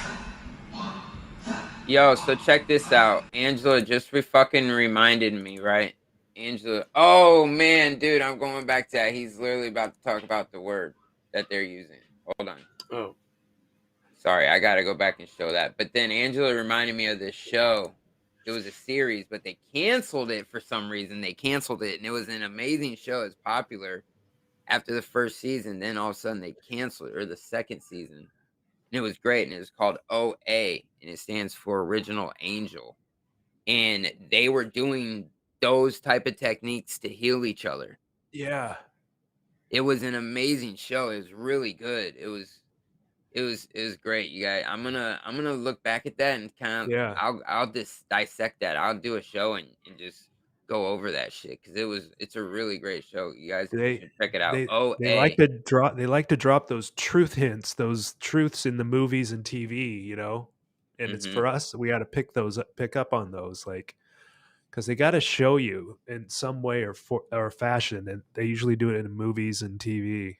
Right, 100. All right, let me play this back a little bit.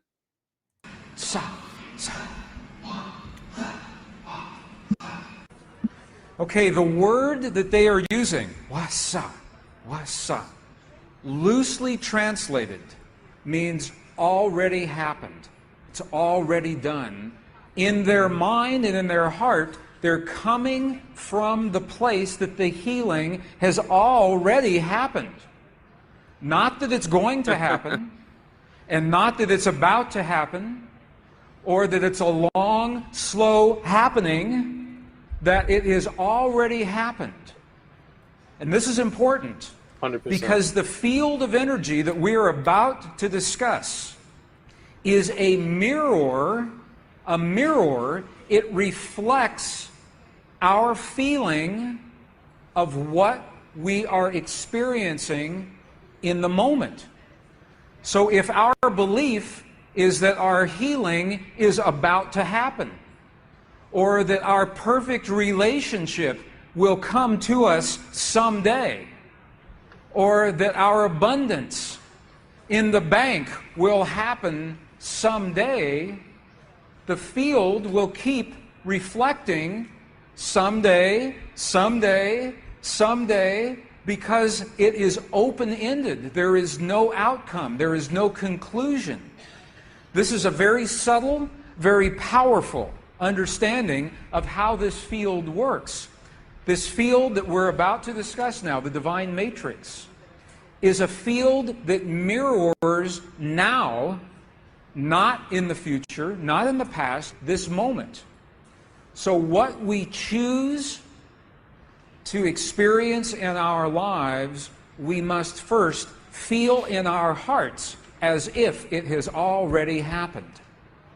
And this is something that happens all the time in this part of the world. It's not one-time only healing. They do this all the time.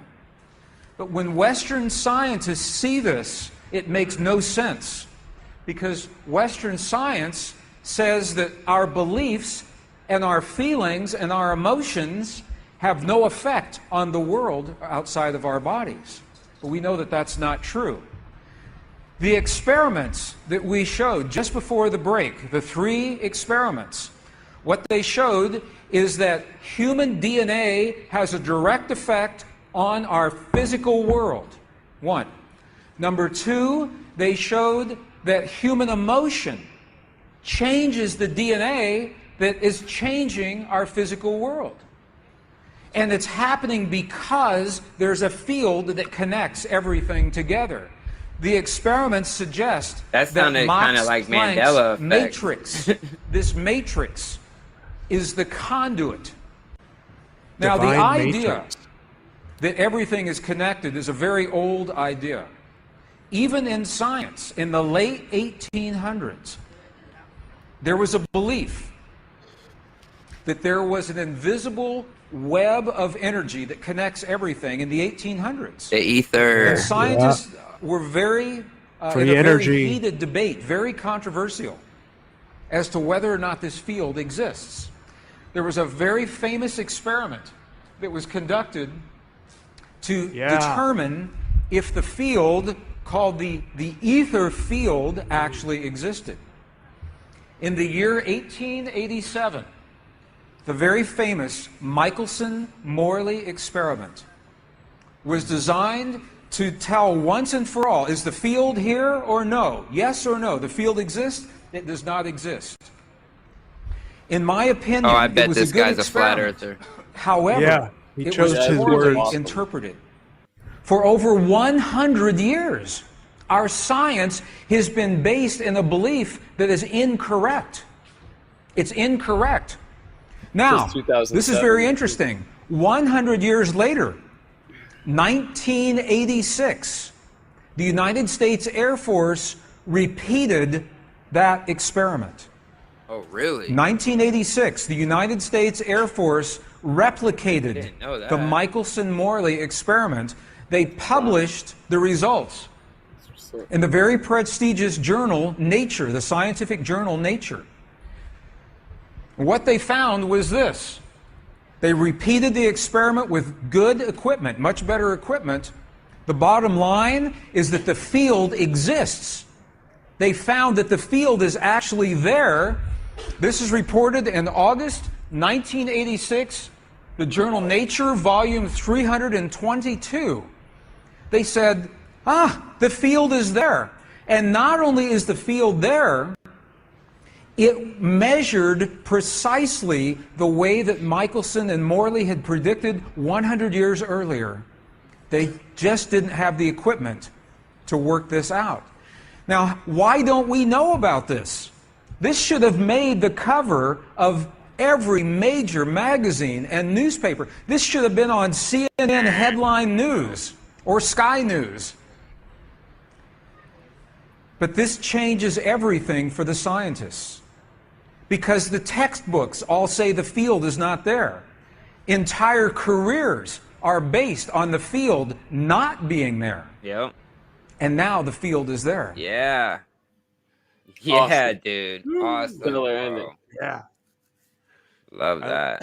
It came What's full that dude's name? circle. Oh, Greg Braden. Yeah. Cool.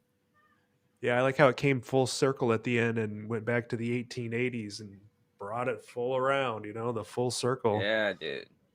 I'm gonna put that in the chat.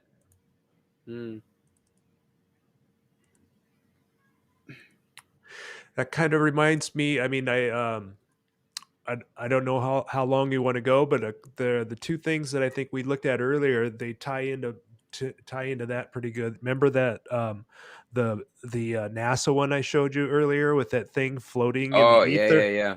That Mhm. could come full circle because it does kind of show the field, you know, if that's real.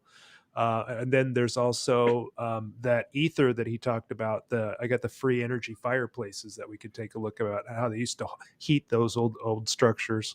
Oh, I want to know Yeah, how that let's check works. that So out. Okay. Yeah, I want to check that shit out for sure. All right. yeah, that's fascinating to me. For sure. That other video is cool. I remember that video. And it looked like it's underwater, which is pretty fucking. I mean, all the spacewalks and shit look like underwater, but this one especially to me does. And then all the stuff you see floating around looks just like those cymatic patterns, or even could be like what you would see with Do you the want to do that? stars. You want to do that first or the free energy fireplaces? Go ahead, show Okay. whichever one you want. Yeah, here we go. Here's we got free energy fireplaces. So the conversation came about recently when the community was looking at these old world structures and thinking, how are they heating these things, you know? And then you come in and you get, let me go back to the top, the history of alternative energy fireplaces. And basically, everybody knows that fireplaces are, I'll start at the top. As it already has been told numerous times before by different researchers, burial technique objects of the past have often become misused or misunderstood to a lack of corresponding knowledge. Such objects became deified or turned into something primitive, which moves once again that there was a certain gap in the human's history when people lost their knowledge and connection to their past. This article is going to focus on the most misused objects, and that's the fireplace. So when it came about, in these old mansions, you have these gigantic fireplaces, right? And they were finding them, there'd be like beautiful pieces of art like right above them. And you would think, why would you, like, in this is a depiction, why would you burn wood down here if you have like an oil painting up here above the fireplace, and there'd be soot and smoke on them? So people started looking into these things, and it turns out that these were like actually like kind of a cold air return, basically. So instead of burning wood in there, it was these two pieces on either side of the fireplace are called the alderons, and there's some free energy technology in there that brings in the ether into the living quarters and is able to heat it with a free energy device.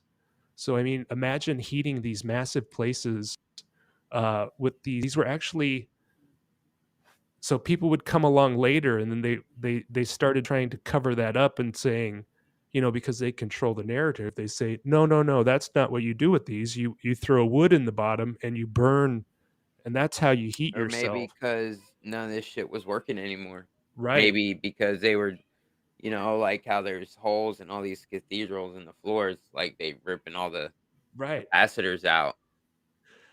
I mean, is this really necessary, like, for a young country or, It's almost like they got too advanced almost, and they got Yeah. knocked down a peg, and that's why people stumbled across really old, untouched shit.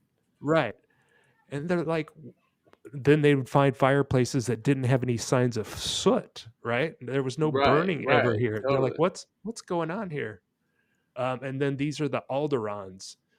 There was an inset back here, and the technology. I mean, people are still looking into it, but there's something with these alderons, these fireplace irons, that there's a way to connect and draw in from the what they call the fire stack. It actually Mhm. is bringing in the air, the warm air, and circulating, or has a way of warming it. That was like they tapped into that ether that guy was talking about.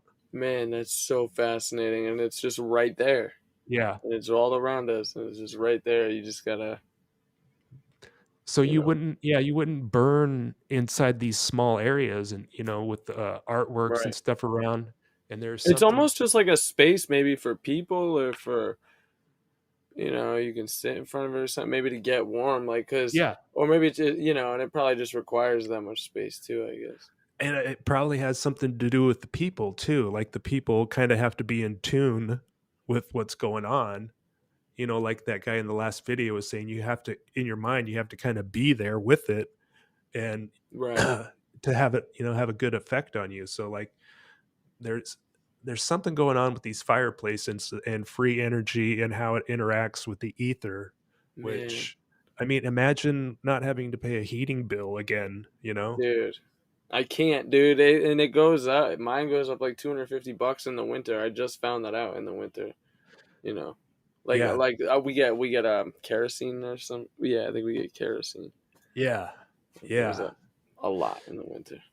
I think this is another one of those things, like you mentioned, they probably got too far advanced, and those who took control or have had control, I don't know, they just decided that there was going to be profit to be made on heating your home, and Yeah, they had to get rid of this, because this was a way of heating a cold place all winter, just by using alderons and some technology that has been hidden away. And dude, it's so fascinating, man. yeah, I can't wait till they figure it out. They will. I mean, that's, every secret will be uncovered, or everything will be made known. I believe so too. Yeah, it's really exciting. There's so much shit you never even thought about, and it's just Yeah. like bam, bam, bam, Yeah. everywhere. It's everything. Would anybody want to start a wood Sorry, fire? I had to step away. Oh, it's okay. Oh, what, in a beautiful place like that? Yeah, let's just start throwing wood in here and starting it on fire. Let's see how that works out with the sculpture That shit, yeah. and the adornments. So Right? that didn't happen. There's something else going on. Such a great point. Yeah. And it does look so kind of futuristic in a way, but it's from the past, It's really, really wild. The future is in the past. Right. Well, I think that's it for free energy fireplaces, but I just kind of wanted to give you a brief introduction in that. And if anybody would like to go research it, it's really fascinating. There's just search free energy fireplaces, and you'll come across all sorts of good gravy. That's awesome, man. I love it. Yeah. I love it. That's what's up, dude. Yeah. Thank you. Yeah, good stuff. I think that's where we're heading. Hopefully, hopefully I think people need to, make peace with the fact that it's a divided world. Mm-hmm. It's a Yep. polarized world. So It is. pick a And side. it's by design, I mean, Right. maybe some Right. people want to stay in that system, but I think for those of us that would like to have access to these energies and these devices that the old world used to benefit their lives, I think for those that are searching for those, I think we should be able to find them. I mean, it's a natural, it's it's just a very simple healing way of life, and we wouldn't hurt anybody. Just give it. Well, speaking of frequencies, Yeah. it's like Oh, where I'm emitting a certain frequency, right? I see So that. Yeah, I see that.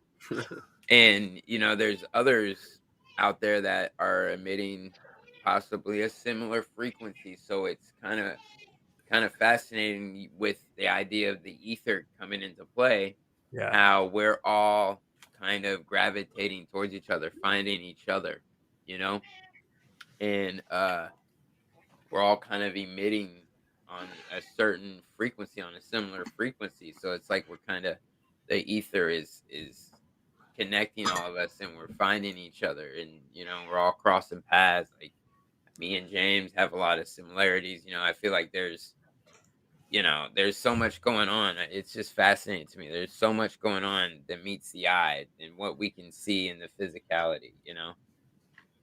Yeah, exactly. Just share some. Oh yeah, let's bring this up. So we can finish it off with this one, right? Yeah, that'd be a good idea. Some NASA shit. Some NASA. I asked Austin earlier when we were in the studio. I said, "Hey, will you check this out and let me know what you think?" I mean, he's seen it before, but this comes from the NASA website, and it has old space shuttle. It has all of them documented, all the old space shuttle missions. And this particular one, they are said to have released a satellite from the space shuttle, and it's tethered to the space shuttle. But the video they show just kind of freaked me out because I don't know what it is, and I just kind of wanted it to share with everybody. And here we go. I'm excited. I believe this mission is STS-75 Space Shuttle mission. Let me know if you hear it. Yes, we can see the suggestion of the tether on the right side. Unless that's just a reflection on the window. Yeah, you can hear. Okay.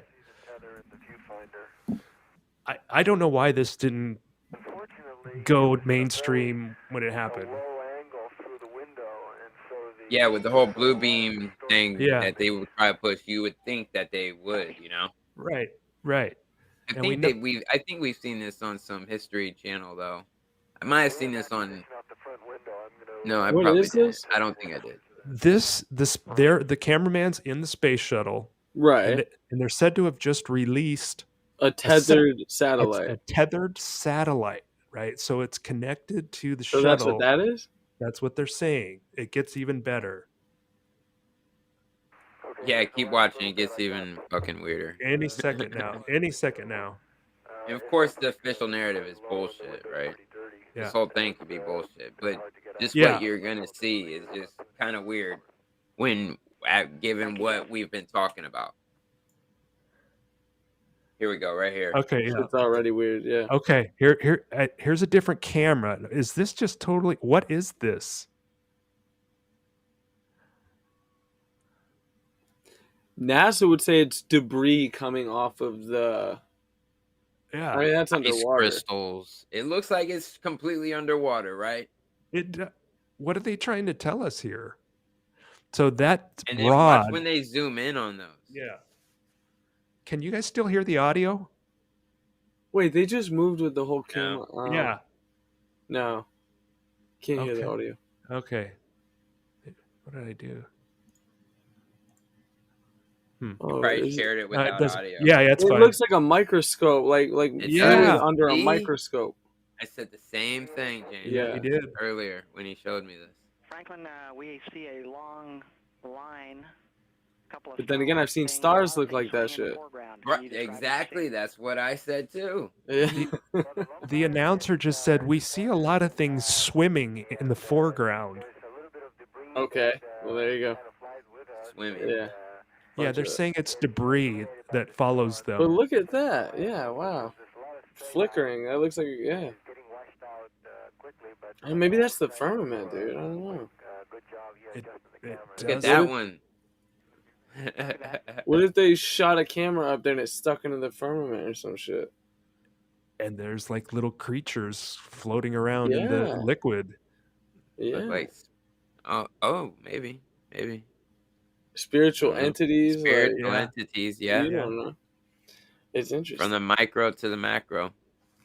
But can you believe that NASA was telling people that this was following the space shuttle? Like, it just seems Yeah. kind of hard to imagine, you know? Why would they even put this? It's 17. interesting. How fast? 17,000. 17,000 miles an hour. Okay. Cool story, bro. I think it's pretty much it. I just wanted to show that. Oh, that looks legit. Oh, there's Yeah. curve. Ah, fuck, man. You know Perfect. what? Show's There- over. I'm going back to the globe. That shit Right. is real. You know, I almost wonder. I mean, what if they're going up there in balloons or something? Because it doesn't look like they're moving. You know, I mean, what if it was like a high You know, level? there could very well be a lot of shit up there. Yeah. Absolutely. You know, Yeah. they can launch anything off a flat Earth. You know, Right? Yeah, like it doesn't matter. What NASA throws into the sky does not determine what shape the Earth is. They can do that either way. I Right. don't believe they got people up there. Maybe they do. I don't think they're falling around a ball at 17,500 miles per hour, but they do That- have some things on balloons, and they do have things that they could put in the wind currents, or they I can mean, do all kinds of things. This could be a balloon with the speed just turned up fast. You know, I don't know. I mean, Or it could just be in a room with a totally green fake. screen. Yeah, it's true. But that stuff swimming. I just wanted to share and maybe get some people's opinions on, is that totally fake, or is it some truth drop, or Maybe it's both. Maybe it's spiritual entities in the NASA pool, right? And they're like Yeah. demonic entities because it's NASA, and they're Or- hanging out in the pool. Okay. Could be well, they, like I said before, they like to try to make the metaphysical physical. That's what they've been doing this whole time, trying to create what's the word you used last show, James? Etherical. They try to create all that into a physical thing. So Yeah. you know, we could have been looking at something. You know, they could just put a twist on it. You know, the same way they'd be putting, like aliens. You know, the little green men from a planet, or are they interdimensional fucking entities, angels or demons? You know, so right. But this has been a fantastic show, man. This has been a great show. There's people in the chat saying that you should start doing your own live streams. So Oh man, yeah, I think that was the plan. I mean, I did outgrow an underpowered laptop, and I even was able to produce some pretty good videos. I mean, I think on that thing, but I sprung for a $600 old gaming desktop PC from, it's probably 7 years old. So, I got the setup, and I think that was the plan all along. And I have done live streams, but I wasn't real happy with how it kind of seemed like it was buffering on OBS on my computer, and so my camera always kind of freezing, and it wasn't in sync, and I didn't really like that look. And I said I didn't want to do it again until I had a system up that I liked. And I think I have with good editing software. And I've got the memory, I've got the graphics card. So yeah, I've got a good setup. I do want to start doing some live streams, and I've got some ideas. And I think it's just a matter of finding the balance, because when live streaming came into my life heavily about 2 weeks ago with Ray, it was really a lot. I just took up a lot, but I'd like to find a nice balance, like you do a show, a couple hours a week, right? So I could, that seems 2 a week. doable. Yeah, something like that. Yeah, I could see that happening. That's the plan. It becomes, honestly, I mean, it's a passion of mine. I really, really, really enjoy doing this. This is very, this is just as entertaining for others. Yeah. It is just as entertaining for me as well. So, yes. And I enjoy it, and I enjoy the company, and, the love and the friendship, the mellowship.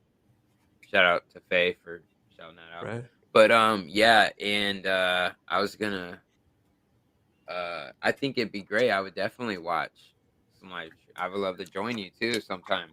You know, I Yeah, think you're awesome, dude. I I appreciate appreciate that. you. I Appreciate you appreciate. coming on. Yeah, yeah. I knew immediately. I said, yeah, I'll come. I'll do it.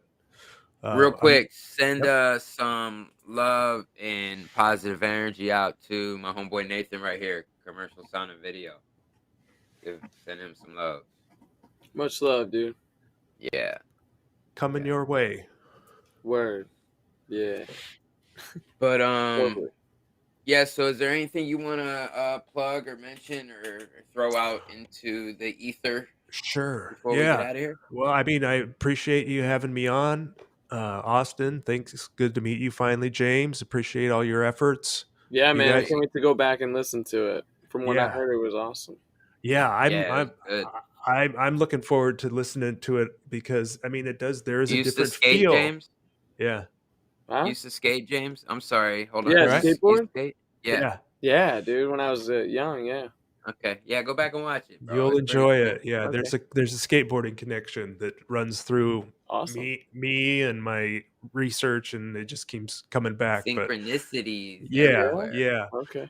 My plans are going forward. I've got so many films in the works, right? I'm just filled with ideas because the word you use, passion, comes up a lot. I mean, it really is a passion. I'm just putting ideas together for films and editing and putting them out. And I like the short series where I can put out a new name this city, once or Yeah. twice a week, a new one will roll out. But I also have longer ones that I'm working on. So it's some more in depth with narration. I did one recently, which was the history of Sydney, Australia. I go into deep depth on that one. That's on the channel. You might like that.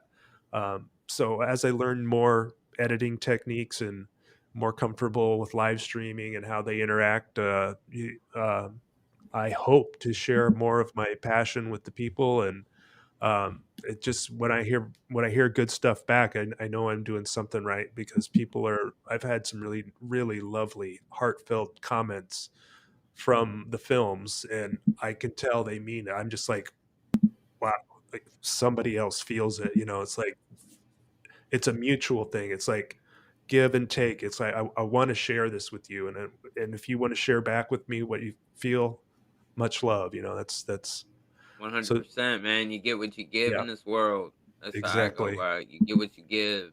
You right, get what you fucking give, man. exactly. You know? And depending on, I mean, I'm all about just doing what's right. I ain't perfect, and I No, have every right to be wrong as well. yeah, But I am all about peace and love.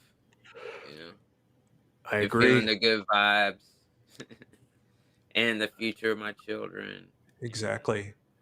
I really appreciate you coming on, man. We have to do this again. I want to have you on again.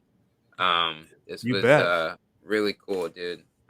Much love to you guys. Much love. I'm gonna drop his link to his channel again right here. Boom, right in there, and then it's over on the Rock Fins right there. Is there anything else you want to say real quick? I'm good, James. Good to meet you, You too, Austin. man. Thank you again. Thank you for having me on. It's been a thrill. I really appreciate it. And Yeah, man. I'm just a phone call or a text or an email away. So I Well, look forward to chatting with you two again sometime soon. hell yeah, absolutely, it'll happen. 100%. Thank you, chat. Thank you, chat. Thank you, everybody. Yeah, everybody was great. All of you in the chat, thank you for being here. As always, you guys set the tone. You guys are great people. Next week, we are going to be doing the next volume of Breaking the Chains of Addictions. Nice. We're gonna have a few people on. It's gonna be a good time. Not really sure who all's gonna be there. We're gonna have a handful of people again, because I've had that many people reach out and say they want to do it. So it's kind of like, okay, it's just great. Everything, the feedback for it and all that. I really enjoy it. Wow. It's a lot of fun. So yeah, we'll be doing that next Wednesday, 7 p.m. Eastern, guys. And then the Awake and Bake, of course. Me and James will be there. Yeah. Sunday, 9 a.m. as always. And then you want to plug what you just did, James? I got one last thing. Yeah, go ahead, bro. Scott Level Realm in the chat. He had made a comment on my latest film that I released last night, but I had to take it down because there was a glitch in the upload. So he had left a comment guessing the city, and I just wanted to let Scott Level Realm know that the city was Duluth, Minnesota. Because his comment got erased when I swapped out the corrupted file. Right, So right. Scott Level Realm's in the chat. Hell yeah! Shout out to Scott Level Realm. He's good people. And my what I did tonight was a chat with Benjamin Balderson. It'll be out on the 21st. Sorry about that. 2/21, and it'll be on YouTube the first hour, and then the rest will be on Rockfin. So that's Odin's Alchemy on Rockfin. So rockfin.com/Odin's Alchemy. And groundedextracts.com, as always. Yep. Oh, yeah. So as much, always, so baby. much good stuff. Good stuff. Thanks, man. Yeah, so let me do shout outs and then we'll get up out of here. A bunch of amazing people that were here. 7 people over in Rockfin. Thank you so much. Justin, Andrew, Jameson, Patrick Locke with the $20. Thank you so much. Appreciate you guys over there supporting free speech. We got 39 people here at YouTube's.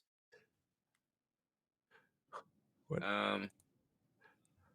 Yeah, it has. I'm like, okay. I'm Nah, a little you're bit good, clueless. man. Yeah. It's I'm all clueless. good, brother. Okay. I was learning as I go too.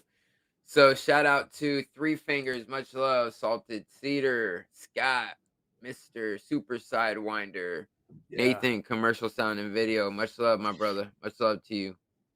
For real. G shit. Much love. That's my guy. Much respect too. Yeah, good dude. Angela, baby Carson, much love to you. Okay, Ultra, looking forward to you and Wendy coming on next week. I know you guys are for sure coming on. I gotta reach out to a couple other people, make sure that's a go. It's gonna be great. Breaking the chains, baby. That's what we do here in the MellowDome. We break them chains, all the chains. One big love, y'all. Hell yeah. Francis Sage, Shane Taft, my brother. Much love, much love. Three Fingers, all of you. Gary, Joe, Chris Connolly. Yeah, what's up, man? Yeah, and then in the following week after that, we're gonna have Chris on, and hopefully Daryl Davis. We're gonna get that worked out, get them on, get them scheduled, and we're gonna have a conversation about marijuana and every aspect of it. I want to get into. I just want to get into it, and we'll dive into it. It'll be a good conversation. Talk about it, smoke about it. I'm revisiting that topic recently. It's been away from me for a while, but it's revisiting me now. Nice. Yeah. Like it. I like it. That's good. All right. So, and then before we go, let me do shout outs on the Patreon. The Patreon shout outs. So shout out to Sean, Jonathan, Vinny, aka Free Flow, much love. The brothers over there on the THC show, much love. James, thank you so much. Grounded Extracts. Yeah. We got Three Fingers, That Flat Fellow, Hankowitz, Sue Finelli, Tommy. Peyton Land's a legend. Jaronism, Angela Carson. Nice. DJ, Jenny T.I. Murphy, Austin Whitsitt, Chris Fike, Faye Morrissey, Shane Taft, David Harrell, Chris Bonner, Shari Ives, Chris from South Jersey, Michaela Thompson, and Young Love 4020. So thank you so much, guys. I appreciate the support. You guys are awesome. Wow. That's what it's all about in the Mellow Vibe tribe, you know? You know what I mean? You know what I mean? You got it going on up in here. That's for sure. Yeah, man. It's been great. It's been a hell of a journey. I'm loving it. James, we've all been killing it, man. James has been fucking killing it. It's been so cool to like see. I'm like, what? I remember I woke up. I'm like, bro, Crow 777. What the fuck? I know, dude. I'm like, James ain't tell me about this shit. Like, no, I didn't tell nobody. I didn't tell anybody. I'm like, because this episode could be fucking horrible, you know, and I don't want to be telling people, hey, you know. No, it was a really good show, man. Thank really you, good man. show. That means the world to me, dude. Thank you. It was. I enjoyed it a lot. Thank you. All right, guys, I'm glad to man. hear that. Much love to everybody in the chat. Thank you so much. Much love. Much love. James, my homie. Yeah, dude. Bill Miller, thank you so much for being here. You're always welcome again in the MellowDome, man. Thank you much. I feel very welcome. It went great. Thank you so much. It was awesome. Oh, yeah.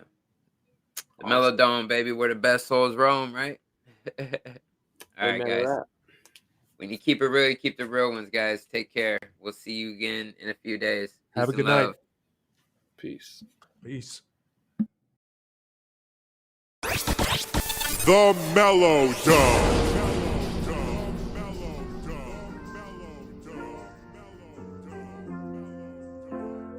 It's about that time, you're in the zone. Welcome home to the MellowDome. With us, the Monster and all of his guests. One love, baby, you know we the best. We here to sow the seed, consult the weed, be wise to deed, and hack the holy feed. And hang with the wisdom, beat the system. All my ball of friends I haven't missed on. Open up your mind and stop resisting. We know the world is flat and that's a fat jack. But it's more than that. Fuck all the shit they say started with the bat. And any fat cat, Democrat, diplomat saying that. Awake and bake. Awake and bake. Awake and bake. MellowDome. Multi-streaming, beaming knowledge into your cerebrum. If you're hungry for the truth, you'll feed it. And I know some of us need it. We the best, hashtag undefeated. Y'all keep talking about a curve, we know you never seen it. You dilute the truth, we come behind you and clean it. We would debate you anytime, and you know we mean it. No ifs, ands, or buts, or in between it. Raise the vibration, create the sensation. It's meditation or emancipation, then creation. East Coast, West Coast, all across the plain. Everyone together, everything to gain. Planting seeds everywhere, water like the rain. Different topics every week, open up your brain. Awake and bake. Awake and bake. Awake and bake. MellowDome. We're not alone in the MellowDome. The best souls roam. We set the tone, connect to the flow, and then you will know. Learning from each other is how we grow. Inhale, exhale, get ready for the show. Love is the breath, truth is the form. It's us, a monster baby, and he's bringing the storm. Open up your mind, meet us in the middle. A lot of more, smoke it up, listen to the sizzle. We bringing the truth, and we'll never let it fizzle. Love thy creator, there is nothing greater. Son of the pater.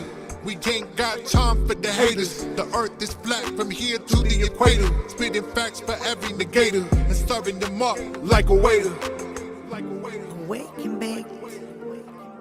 Awake and bake. Awake and bake. MellowDome.